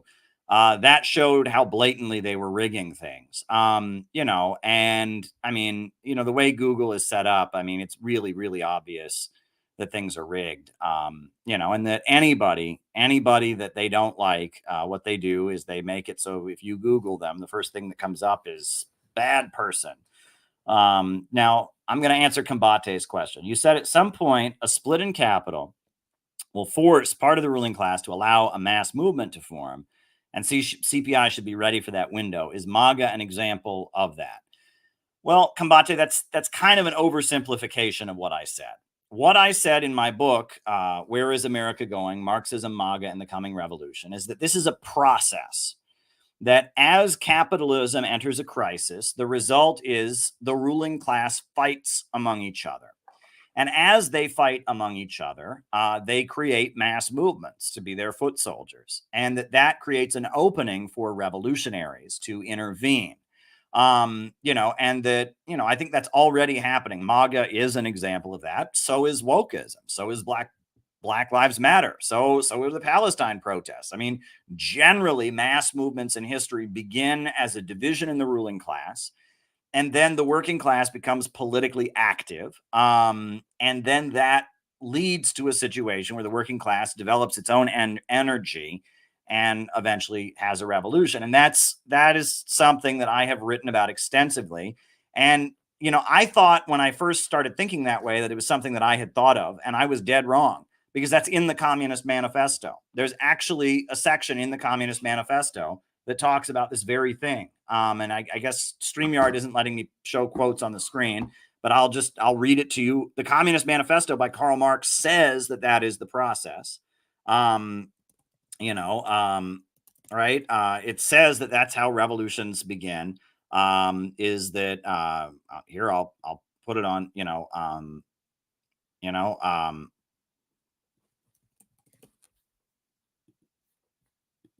Furnishing them with the weapons.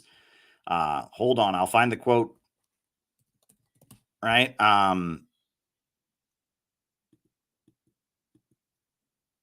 Right. So here we go. This is the Communist Manifesto. It says,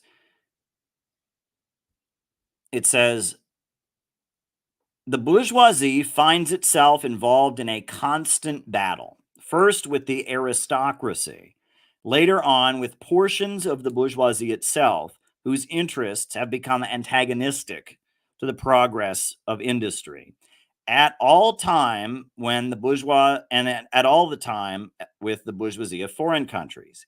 In all these battles, it is compelled to appeal to the proletariat, to ask them for help, and thus to drag it into the political arena.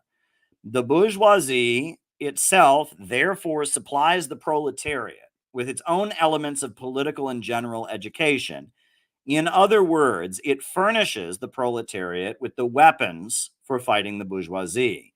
Further, as we have already seen, entire sections of the ruling class are, by the advance of industry, precipitated into the proletariat, or at least threatened in their conditions of existence. These also supply the proletariat with fresh elements of enlightenment and progress. Finally, in times when the class struggle nears the decisive hour, the progress of dissolution going on within the ruling class, in fact, within the whole range of society, assumes a glaring violent character, and a small section of the ruling class itself cuts adrift and joins the revolutionary class that holds the future in its hands, just as at an earlier period, a section of the nobility went over to the bourgeoisie. Now a section of the bourgeoisie goes over to the proletariat, right? That is right there in Marx, that revolutions always flow from divisions in the ruling class. And then if you read Karl Marx's pamphlet, 18th Brumaire of Louis Bonaparte, he talks about, again, how this is a process, right? And how there's a fight in the French ruling class, how they need to stabilize society. And, you know, it's very hard to get through because he's writing as if you know everything and we don't know the context, but he writes about how French society is locking down and illiberalism is being fomented, and you know, French society is collapsing. You know, exactly, right? It sounds like Marx read your book, but I'm quoting from Marx, right? That liberal open societies collapse into illiberalism when there is a long-term economic crisis, and that the collapsing into illiberalism requires them to foment mass movements, and that's how the working class becomes awakened and aware of its own strength. And if you read Capital by Karl Marx, towards the end, he talks about the working class movement in Britain, the Chartist movement, and how it actually started because of a division in the ruling class between the aristocracy that owned the landowning aristocratic capitalists, and the factory owners. Right. And that it's divisions in the ruling class that always create an opening. And MAGA is a mass movement created by the ruling class, by, you know, the lower levels of capital, to fight against the ultra rich. And wokeism, I would argue, is a mass movement fomented by the ultra rich to try and force degrowth onto society. But there's a wide spectrum within all of these movements. But ultimately, what I predict, and when I talk about strategic equilibrium, what I am predicting is that the level of suffering in society will increase, and the desperation with which the ruling class forms mass movements will become more extreme, and the ruling class will tolerate mass movements in a way that they currently aren't doing. They are toying with mass movements. And in the MAGA book, in the book that I wrote, Where is America Going? Marxism, MAGA, and the Coming Revolution, there's chapter 3, which is called Counter Gangs and Revolutionaries. I talk about, you know, the various counter gangs that have existed, and, you know, how fascism was fomented, how there were alliances with the communist groups. The communist groups were used by sections of the ruling class to fight their battles, how Lenin was funded by the Germans, and you know, and Mao's alliance with the KMT, and Trotsky and his relationship with German intelligence. And, you know, the communist groups and fascist movements tend to be manipulated by the ruling class to fight each other and to use their battles, and etc. And I talk about all of that, and then from there I start talking about the Proud Boys, and I talk about Black Lives Matter, and I talk about Antifa, and all of these movements, Antifa, Black Lives Matter, the Proud Boys, none of these movements are real movements, right? Antifa is kind of trying to use the imagery of anti-fascism, but it's basically an assassin squad that goes after certain people on the far right. Proud Boys are not a genuine, like, fascist white supremacist movement. They're just kind of an anti-left fighting squad that's you know, Trump adjacent. And I talk about how the ruling class is very afraid of forming mass movements, because, you know, there's almost like a gentleman's agreement among them that they don't do that. And I also talk about BreadTube, and I talk about, you know, the right-wing social media. I talk about Petersonism, and I give credit to Stefan Molyneux for inventing what Jordan Peterson has made. You know, Jordan Peterson's style of internet propaganda really is, Stefan Molyneux is the guy who pioneered it.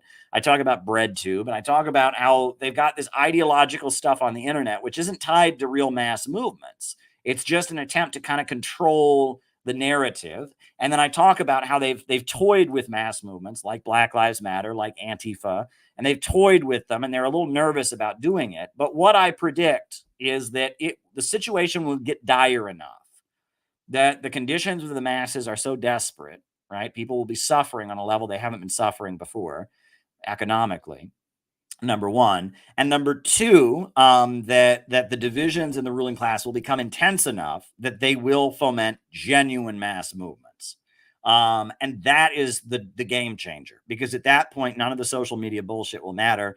And at that point, Antifa, BLM, or all that, they're going to need real mass movements. And what I have argued is that CPI needs to strategically position itself so that when when it gets to the point that a real mass movement is something that is needed, we are ready to swing into action and carry it out.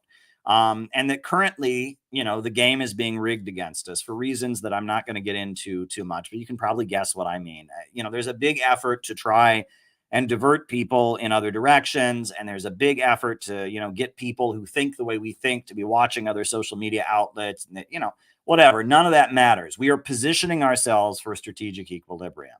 The divisions in the ruling class are going to become intense enough that they're going to need a real mass movement. Right now, they're toying with it. The different factions in the ruling class are toying with different mass movements nervously and carefully, but they're going to realize that. And the other thing, and I said this at the Libertarian Convention, the Libertarian Convention was a really big deal, okay? And I don't think people realize how big of a deal it is that Donald Trump spoke to the Libertarian Convention, right? You do realize that that would be the equivalent of a Democrat speaking at the Communist Party USA convention, which never happened. Even Roosevelt never spoke at a Communist Party USA convention. But Donald Trump went to the Libertarian Convention and gave a speech. That's a big deal. And that shows that an ideological faction, libertarianism, which is an ideological faction that represents people that are on the outs with the majority of the ruling class, right? That have an ideology that is not, let me just put it this way, their ideology is not genuinely, it's not like they're communists. But what they want is at odds with the overall interest of American imperialism. They want the state completely out. And Donald Trump went and spoke to all of these people that want to completely remove the U.S. state. They oppose its wars. They oppose its policing. They oppose government subsidies. They want to just completely get the U.S. state out of there. This kind of mass middle-class movement that is alienated from U.S. society. Donald Trump went there and pandered to them very, very hard, because Donald Trump represents lower levels of capital that are just getting the shit kicked out of them, and they need foot soldiers. That's big. And the fact that Angela McArdle arranged for that to happen, and that the Libertarian Party has strategically gotten themselves, that's big, right? And that that's really, really important. And the fact that I was there, what I said in my interview that I gave, at the Libertarian Party convention, is I said the lower level capitalists that are aligned with Trump, that are aligned with the Libertarian Party, right now, they think they just want the government to keep its hands off.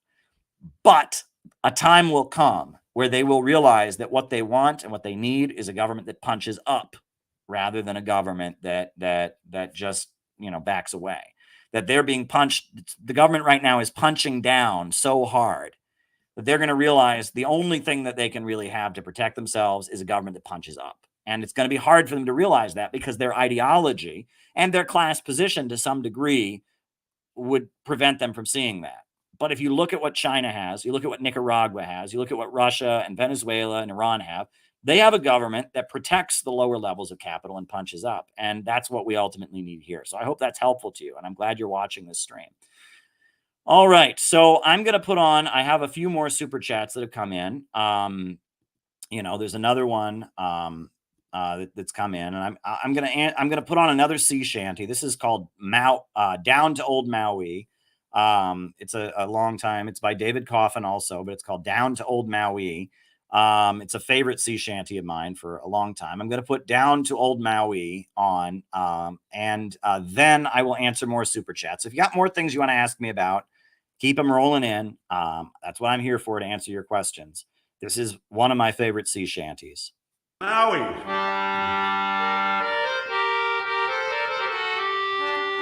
It's a damn tough life full of toil and strife we weathermen undergo, and we don't give a damn when the gale is done how hard the winds do blow. We're homeward bound, 'tis a mighty fine sound on a good ship taut and free, and we don't give a damn when we drink our rum with the girls of old Maui. Rolling down to old Maui, me boys, rolling down to old Maui. We're homeward bound from the Arctic around, rolling down to old Maui.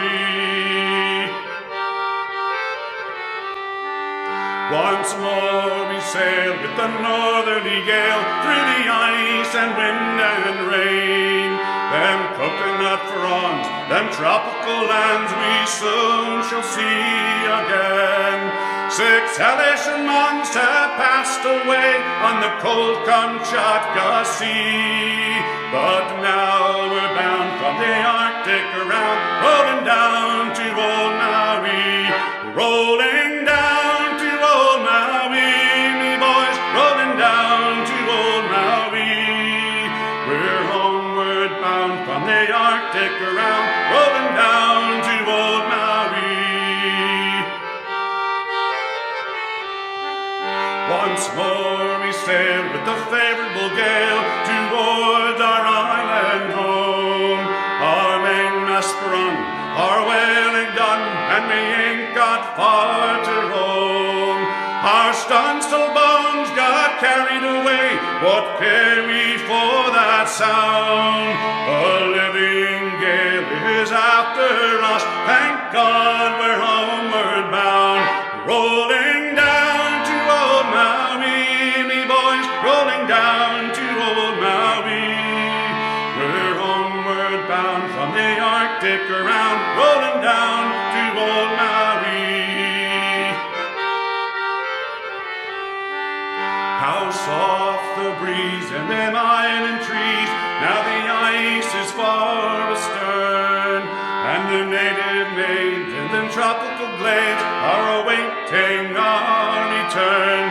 Even now their big brown eyes look out, hoping some fine day to see our baggy sails running for the gale, rolling down to old Maui, rolling down to old Maui, me boys, rolling down to old Maui. We're homeward bound from the Arctic around, rolling down to old Maui, rolling down to old Maui, me boys, rolling down to old Maui. We're homeward bound from the Arctic around, rolling down to old Maui.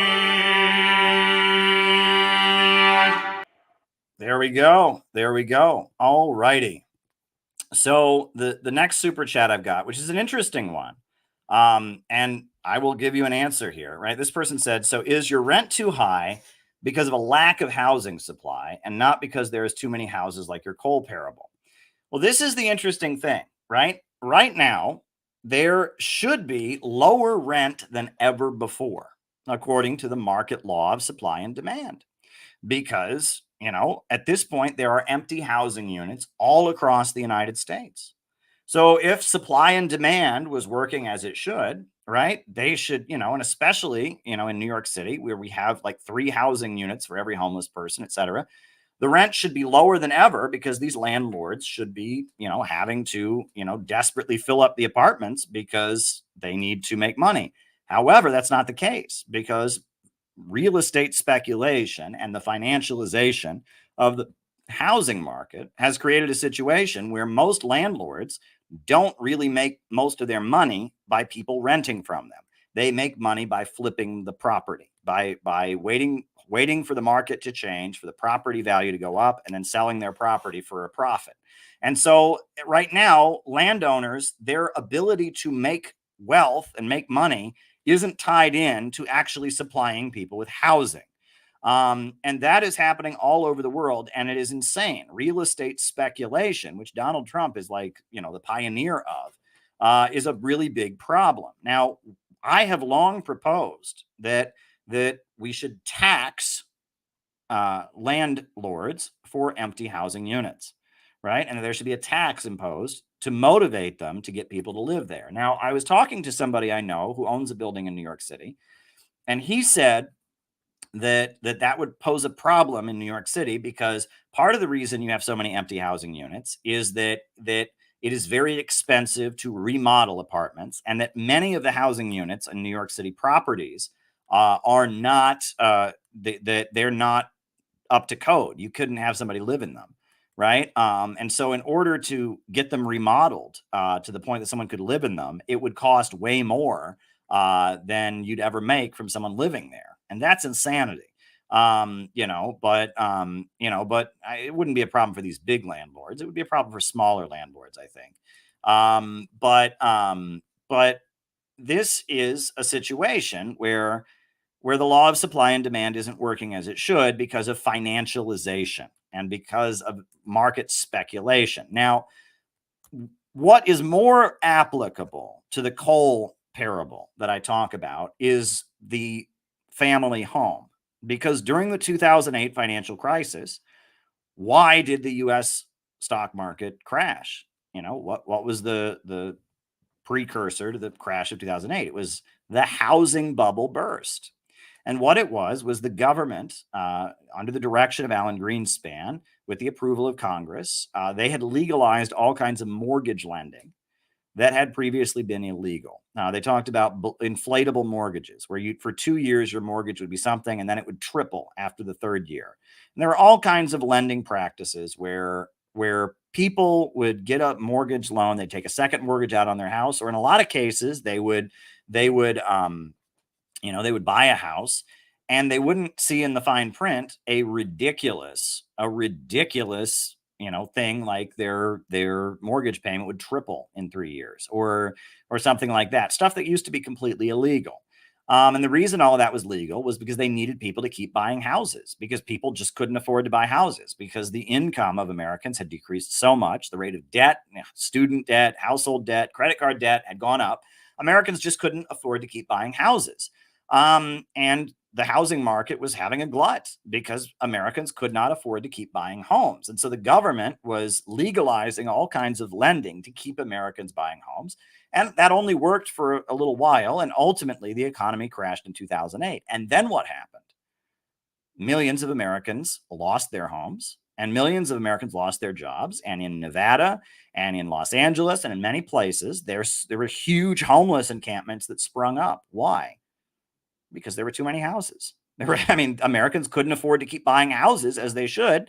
And so millions of the banks collapsed and millions of Americans became homeless because there are too many houses. Now, my particular situation as a renter doesn't exactly match that. But the financial bubble, right, and the housing bubble bursting is a great example of, the coal miner, and his family being cold because there's too much coal, right? And at the end of the day, right, if the wages that people are being paid and the living conditions that people go down, their ability to purchase products also goes down with it. And this is a built-in problem of the capitalist system. The amount of wages paid out in the process of production are never enough to buy back what is produced. And that's what overproduction is. People who think overproduction is just too much production, that's very ignorant, right? And the solution is somehow degrowth. No, overproduction is a barrier to growth because it prevents growth from happening. The more efficient production becomes, the less and less buyback and purchasing power the people have, and that this is a big problem. The glut, and they call it glut. Mainstream economists just call it glut. And John Maynard Keynes talked about underconsumption, but it's basically the problem. The worker is never paid back enough to buy back what he produces, and that this problem is always there.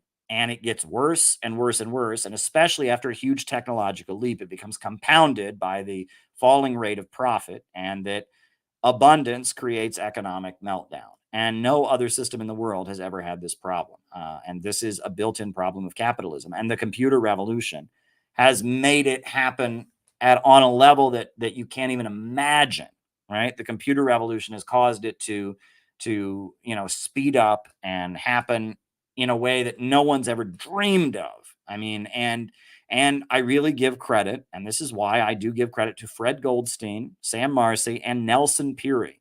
I did a great interview with Reverend Annie Chambers of Baltimore, who was a follower of Nelson Peary. She was a member of the Communist Labor Party, which was a new communist movement group that Nelson Peary started. And I do recommend, there are a few books that I do recommend if people want to understand Marxist economics. They should read Low Wage Capitalism by Fred Goldstein. I recommend this book. You will learn a lot from it. Fred was not the nicest person, but, you know, he wrote a good book. He had a good teacher named Sam Marcy. I also recommend High Tech, Low Pay by Sam Marcy. And I also recommend another book called The Future is Up to Us by Nelson Peary. And all three of those books basically lay out, you know, what's happening right now. And they were written before the AI explosion that we've just seen. They were written just as in the aftermath of, you know, the Future is Up to Us by Nelson Peary was written in the aftermath of the computer revolution. I mean, it was written in the early 2000s, like 2003, 2004. And there's a PDF of the book online, but it just lays out how, you know, what Marx talked about in the Communist Manifesto, poverty created by abundance. Technological leaps like the computer revolution make the capitalist system unsustainable. And I will link you. This is The Future is Up to Us by Nelson Peary. If you read this book, he lays it all out there, right? That this is the classical Marxist understanding. You know, and it's a pro-growth understanding. We want growth, and the capitalist mode of production has this problem that technological leaps lead to an economic fallout. We want growth. And in order to have growth, we need a rationally planned economy. In order to have growth, we need society to take control of the means of production so we can have growth. That's what we need. So I hope that answers your question. This is a central thing. And I harp on this point so much because it's so important, right? If you read Socialism, Utopian and Scientific by Frederick Engels, chapter 3 is all about this issue. It is an essential thing and nobody talks about it, right? People talk about Marxism like it's just that some people own the factory, some people work in the factory, and that's no fair. That's not Marxism.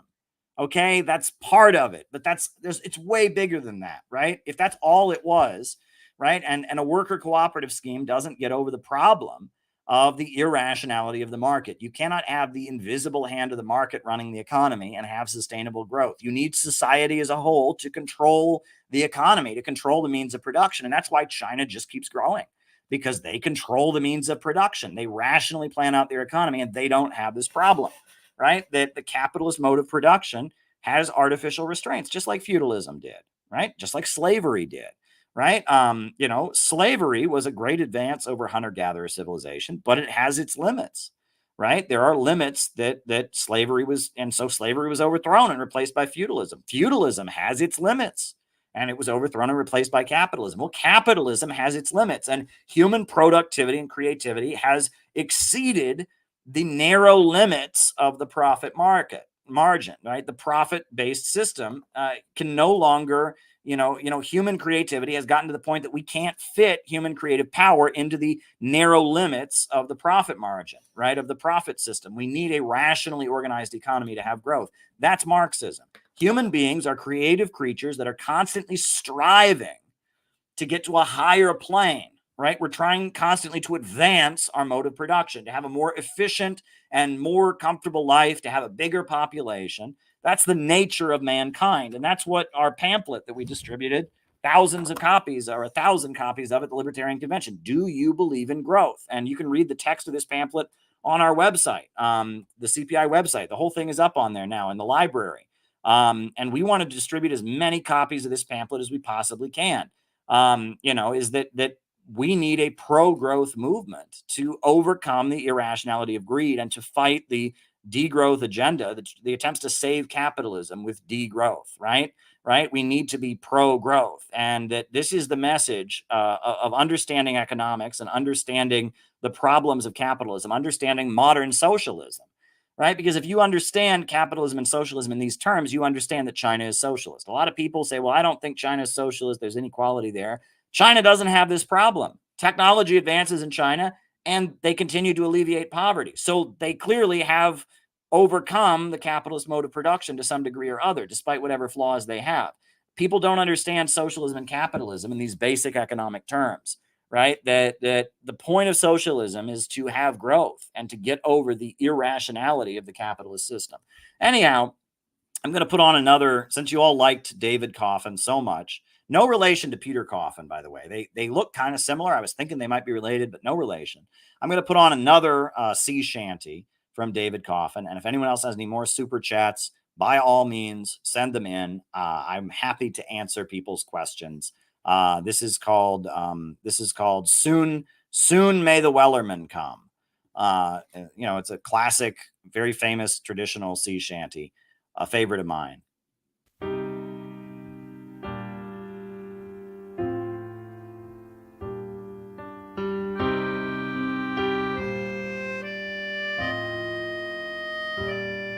There was a ship that put to sea, and the name of the ship was the Billy of Tea. The winds blew up her bow, dipped down, ah, blow, my bully boys, blow. Soon may the Wellerman come and bring us sugar and tea and rum. One day when the tonguing is done, I'll take my leave and go. She had not been 2 weeks from shore when down on her a right whale bore. The captain called all hands and swore he'd take the whale in tow. Soon may the Wellerman come and bring us sugar and tea and rum. One day when the tonguing is done, I'll take my leave and go. Before the boat had hit the water, the whale's tail came up and caught her. All hands to the side, harpooned and fought her when she dived down below. Soon may the Wellerman come and bring us sugar and tea and rum. One day when the tonguing is done, I'll take my leave and go. Was caught, no whale was freed. The captain's mind was not of greed, but he belonged to the whaleman's creed. She took the ship in tow.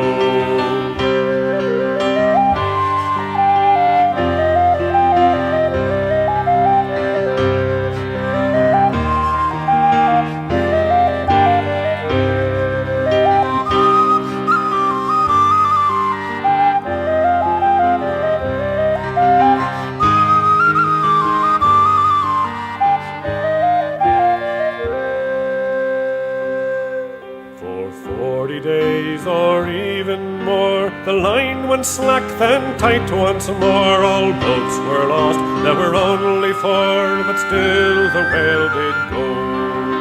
Soon may the Wellerman come and bring us sugar and tea and rum.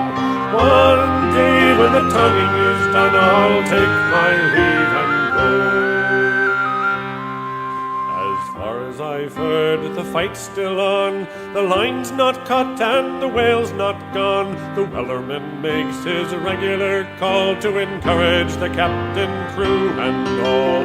Soon may the Wellerman come and bring us sugar and tea and rum. One day when the tonguing is done, I'll take my leave and go.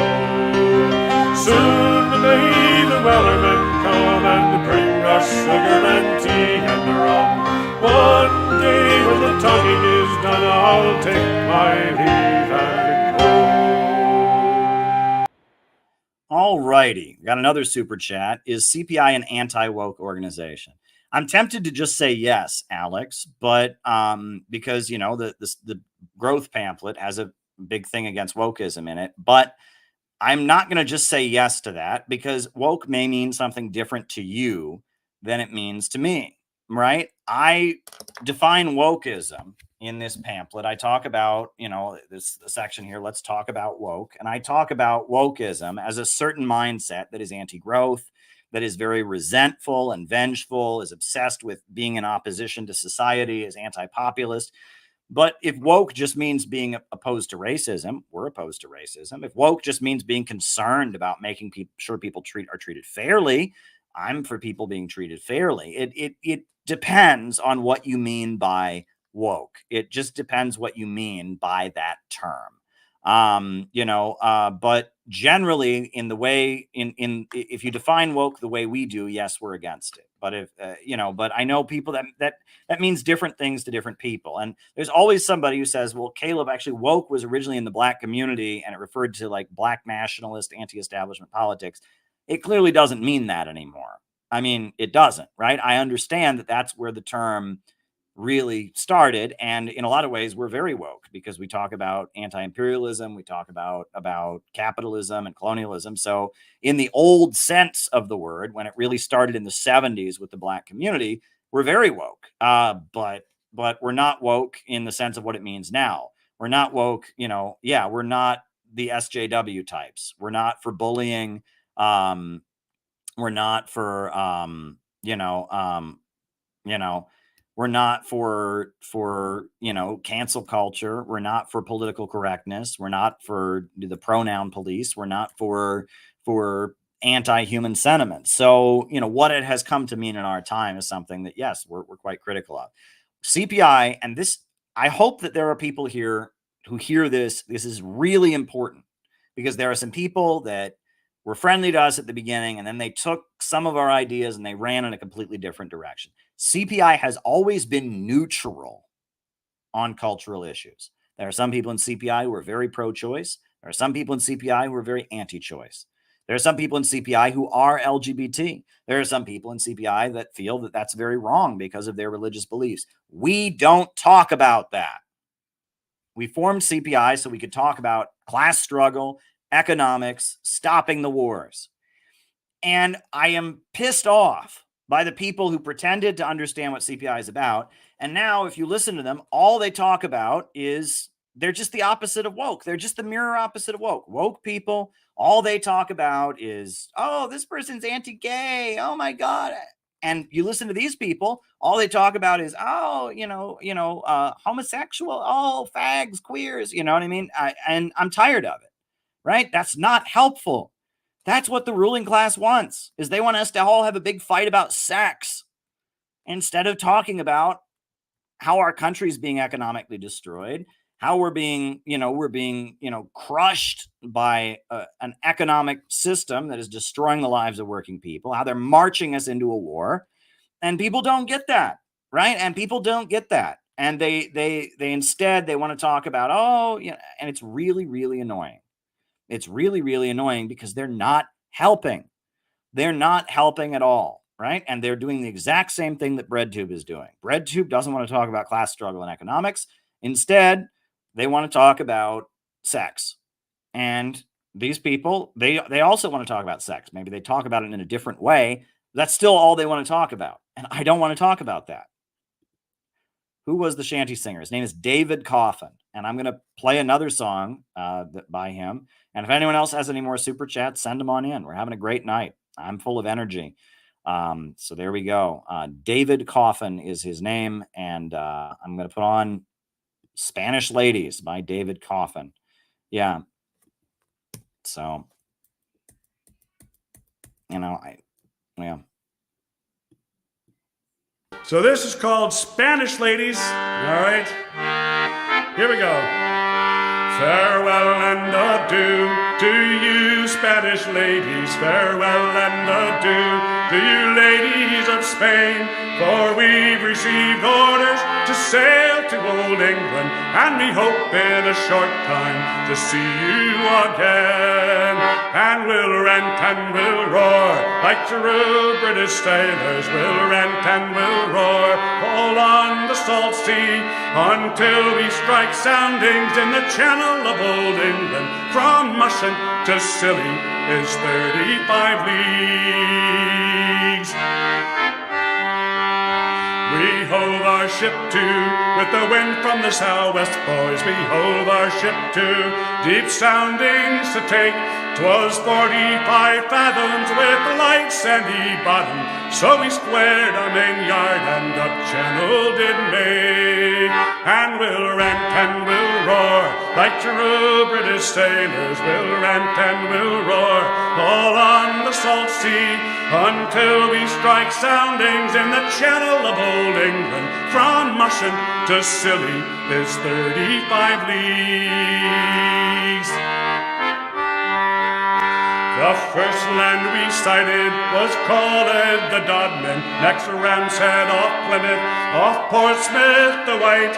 We sailed it by Beachy, by Fairlight and Dover, and then we bore up for the Southport and Light.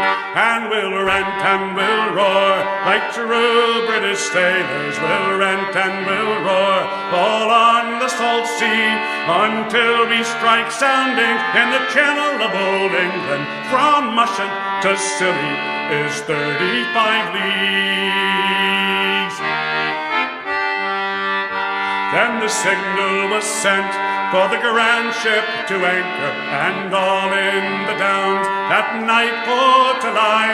Let go your shank painter, let go your cat stopper, haul up your clue garnets, let tacks and sheets fly.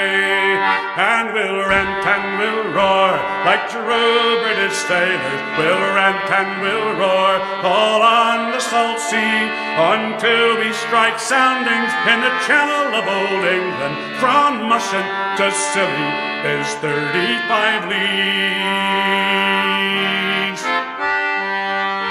Now let every man drink off his full bumper, and let every man drink off his full glass.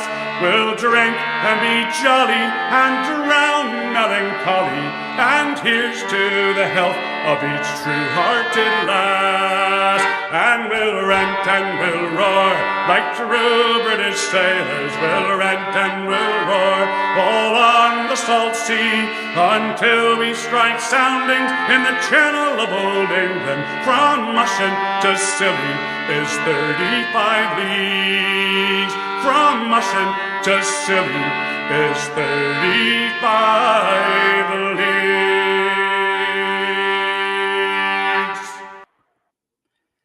All right. Yeah, that's some good stuff. But yeah, if anyone else has anything else they want me to talk about, by all means, throw it out there. I came across an interesting clip from television in the 1970s. This is from 1970. This is from the show All in the Family. And I thought it was I thought it was particularly relevant to a lot of what we talk about on these streams. So I think it's kind of a hilarious clip, but it shows you how much, communist ideology was out there in the public in the 70s. This is from the show All in the Family. I wonder what's wrong. I'll tell you what's wrong, sister. There's something wrong with this whole stinking, rotten, maggot-infested, corrupt system which sucks the lifeblood out of the honest sweat of oppressed workers. This is the third time we done stopped this morning. But you see, that's what happens when the money-grubbing fascist controls the power, choking off the lifeblood of the people.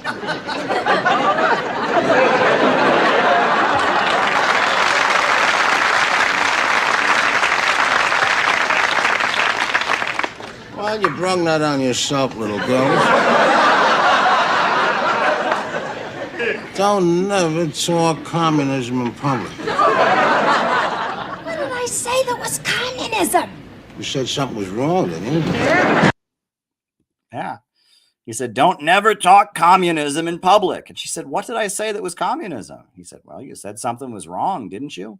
So there you go. I think that's kind of amusing, right? And that's supposed to be the New York City subway as Archie Bunker's there. And she says, I wonder what's wrong. And then the guy gives a communist rant about the corrupt fascists exploiting oppressed workers. And yeah, there you go. I mean, that was, and from what I understand, New York City in particular, 1968, 1969, 1970, the communist groups were very, very, very prevalent.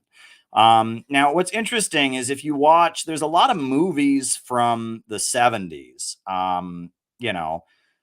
where they allude to the new communist movement, and I wish I could find some of the clips. Switchblade Sisters, Car Wash,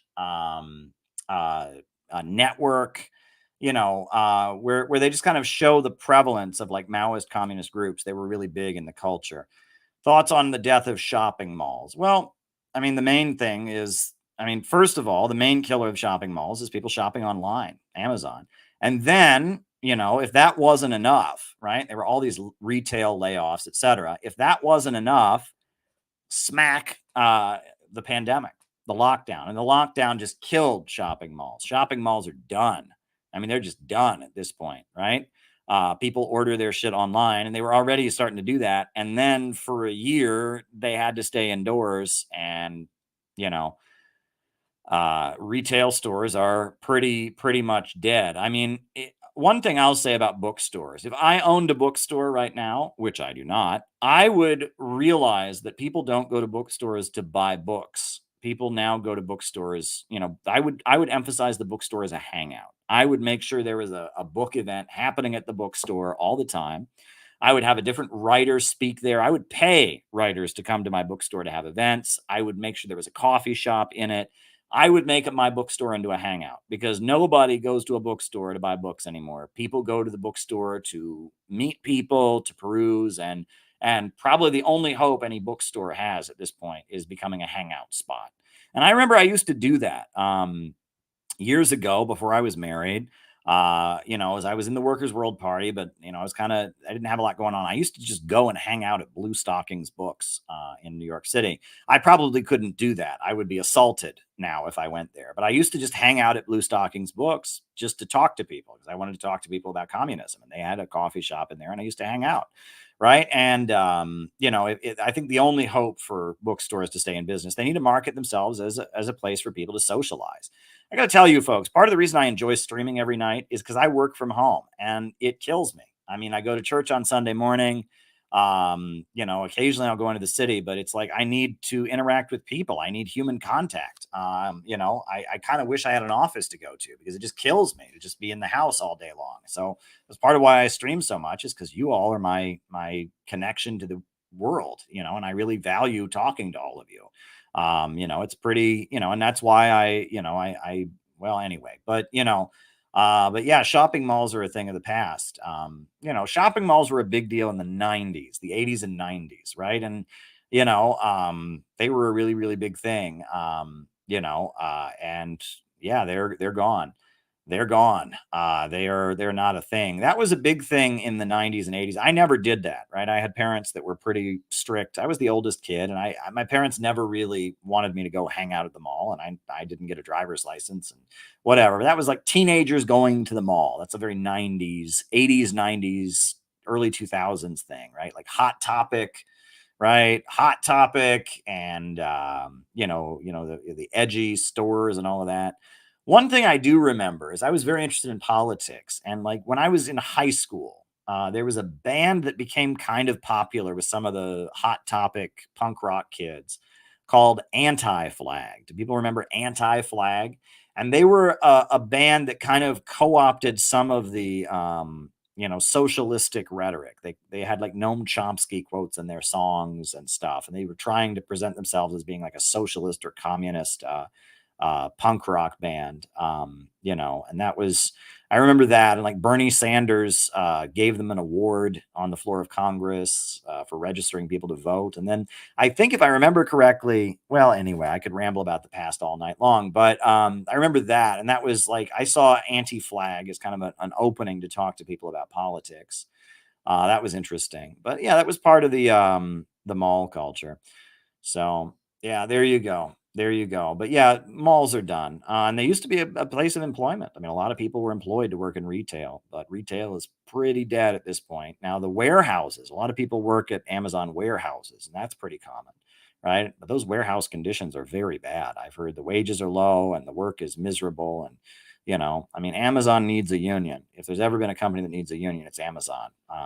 Victory to Chris Smalls. Victory to Chris Smalls. But yeah, is there anything else, folks? Anything else people want to talk about? We're almost near our third hour. It's been going pretty well. Just talking about random things. Putting on sea shanties. I put on a clip from an old television program. But yeah, I thought that was amusing. They forced warehouse workers to pee in bottles. Well, I used to work in call centers. And they were very strict about time in the bathroom too, because they wanted you on the phone the whole time, right? And there was an article about a big call center. I was always at places where it was smaller, so that they just had one manager on the floor. But some call centers had a toilet monitor who would just stand by the door of the toilet, of the bathrooms. And I remember that was you were, at call centers, you could not use the bathroom more than once, right? And if you got up again, they'd be like, "Are you sick? What's the problem?" Well, stay in your seat, right? Because you had to be on the phone the whole time. That call center work, so there you go. There you go. And there was a riot at an urban mall, right? In the lead up to long before the Black Lives Matter thing had started, there was a mall in Brooklyn that there was like a riot. They had banned people under the age of 18 from going into the mall, which a lot of the malls, I remember that.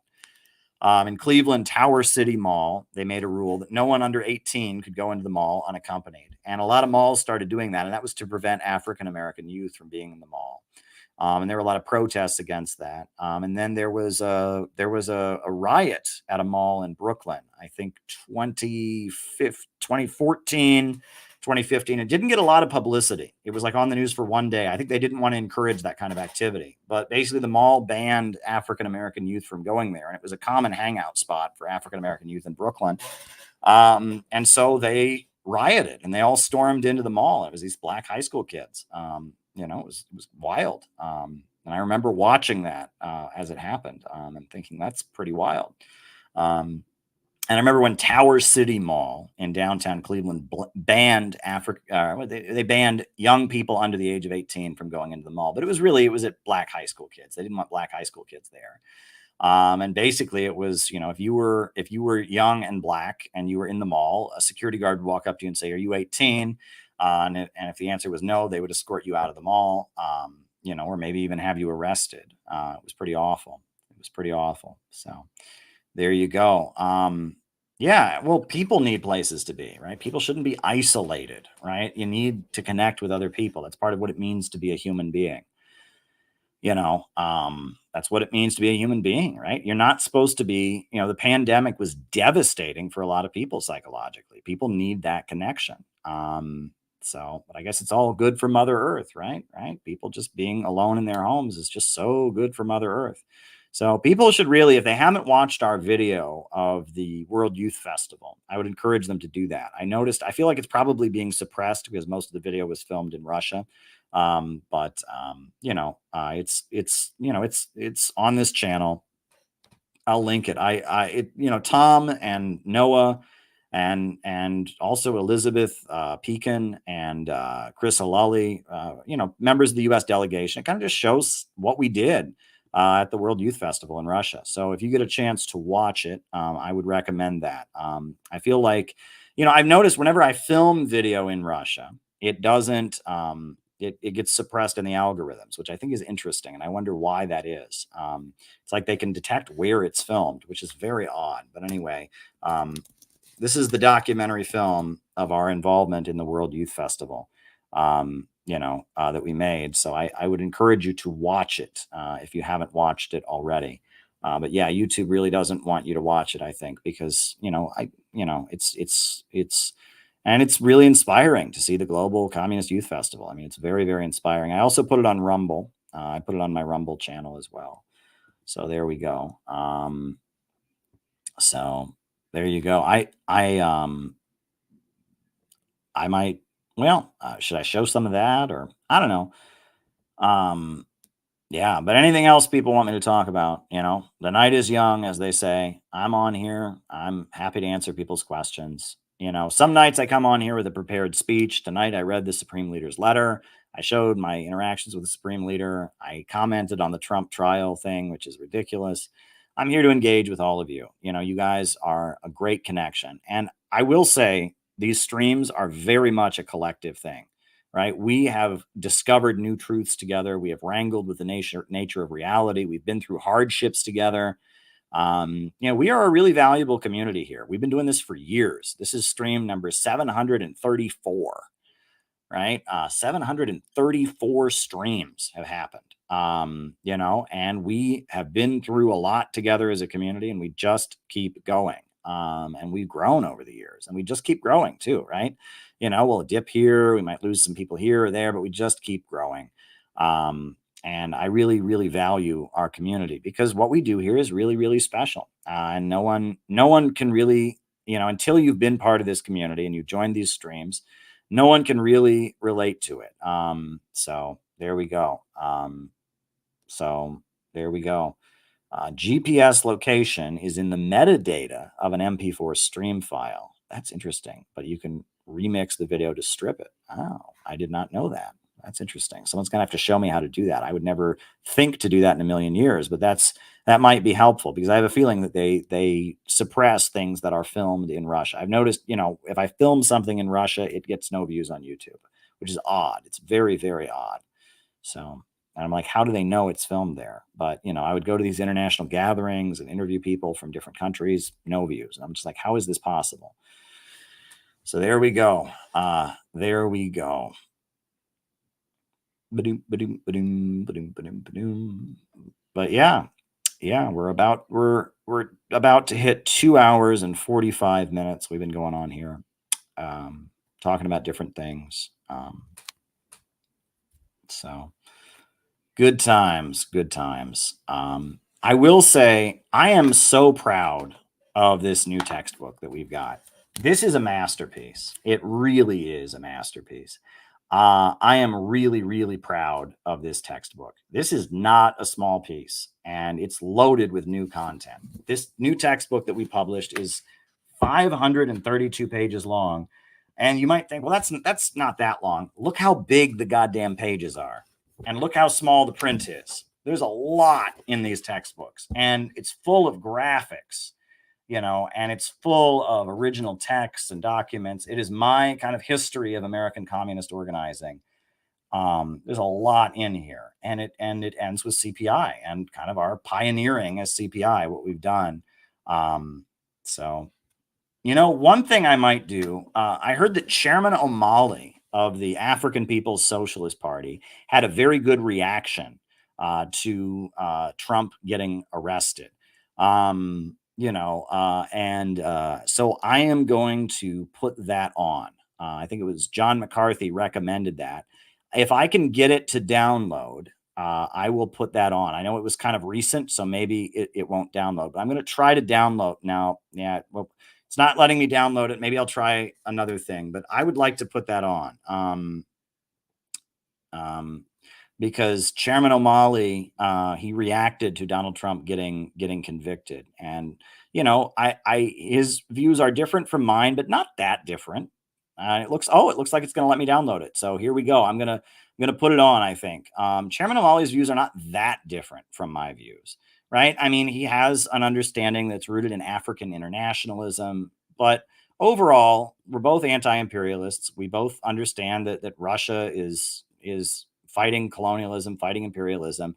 Our views are not that different. And I haven't watched his reaction video to Donald Trump getting arrested, but this is a guy who's on trial for his life. I mean, if he's convicted, he will die in prison.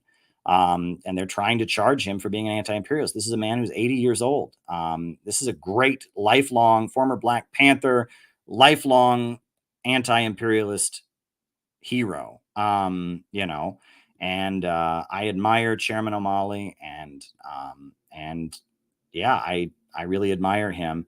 I hope it will let me play the video here on the stream. It's not letting me. This is so annoying. All right, I'm going to try to download it. It's weird. It downloaded it, but then it won't let me save the file. But I'm going to keep trying. I'm going to keep trying to download this video because it's very important. And Chairman O'Malley, I'm curious to what he said about the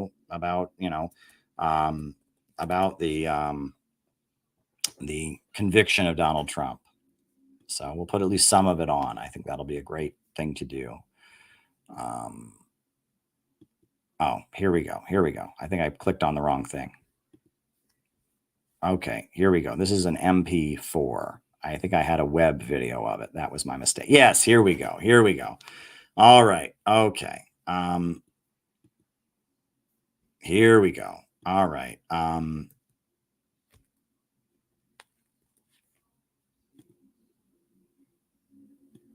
Okay, here we go. Okay. All right. So now this is Chairman O'Malley reacting to Donald Trump being convicted. And apparently, yeah, John McCarthy says he talks about divisions in the ruling class. I don't know if we're going to do the full 50 minutes. We'll listen to some of it. And again, if people have more super chats, they have stuff they want me to react to, send them in, right? Send them in, right? Send them in. That's what I'm here is to answer your questions. So here we go.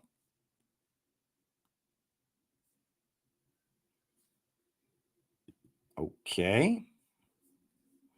That's a little bit weird. Don't know why it only was a 2-second video. Okay. Try to download it again. Sorry about that. Download YouTube video. Goodness gracious. All right. We'll try it from another site. I don't know why it gave me a 2-second video of the chairman. That's very odd, but there we go. Let's see this one. All right. Okay. Chairman O'Malley.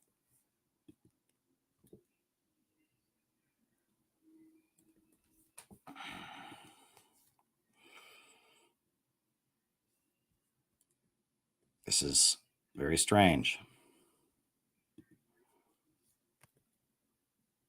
This is very, very strange. I don't know why I'm having such difficulty downloading this video. That's okay. These things happen. Just keep going to different pages here to download it. Hold on.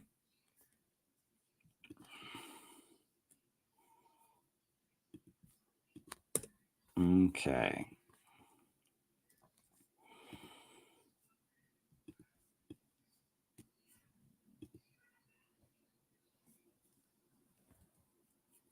All right.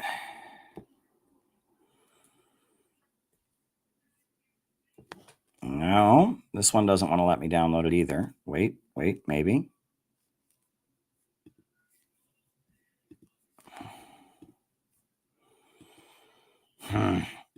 No, I think it's too recent.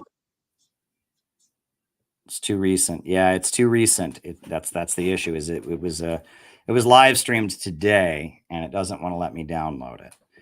That's the issue. So, bummer. I was hoping to show Chairman O'Malley. Let me see. I'll try this site. Let me see. No.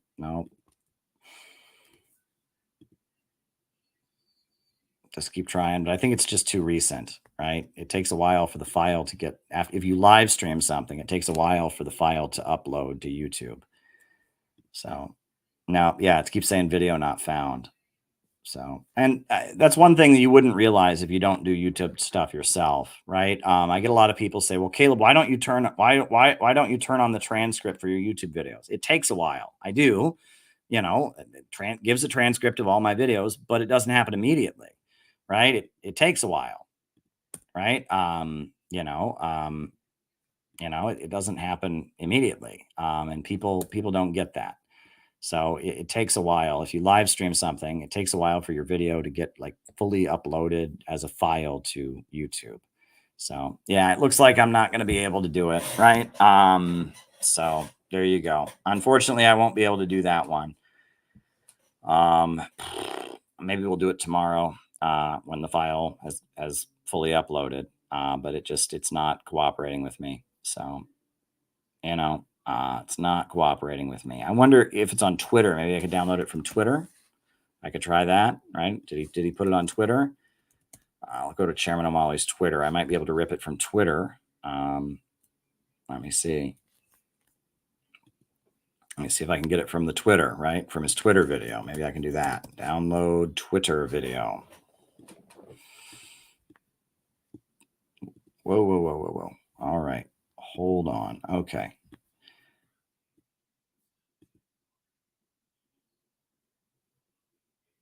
No, Twitter video isn't going to let me do it. Okay. All right. No Twitter video. All right. Well, there we go. And now it just detached my StreamYard Studio from all the other windows on Firefox, which is pretty gosh darn annoying. And so now I've got 2 windows on Firefox, which is very, very annoying. Okay, well, I'll do it tomorrow when the video is fully uploaded. In order to rip a video, it has to be kind of older. It has to take a while. All right, folks. Well, we're almost at 3 hours, so I'm probably going to call it a night here. Probably going to call it a night.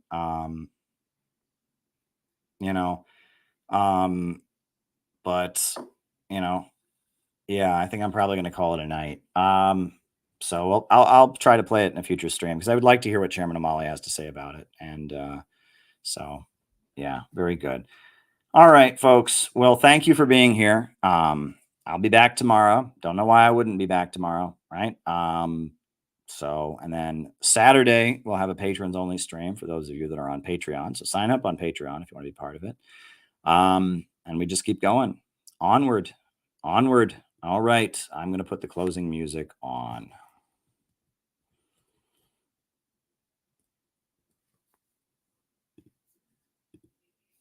New upsurge in the struggle against U.S. imperialism is now emerging throughout the world. Ever since World War II, U.S. imperialism and its followers have been continuously launching wars of aggression. But the people of various countries have been continuously waging revolutionary wars to defeat their aggression. And while the danger of a new world war still exists, and the people of all countries must get prepared, revolution is the main trend in the world today.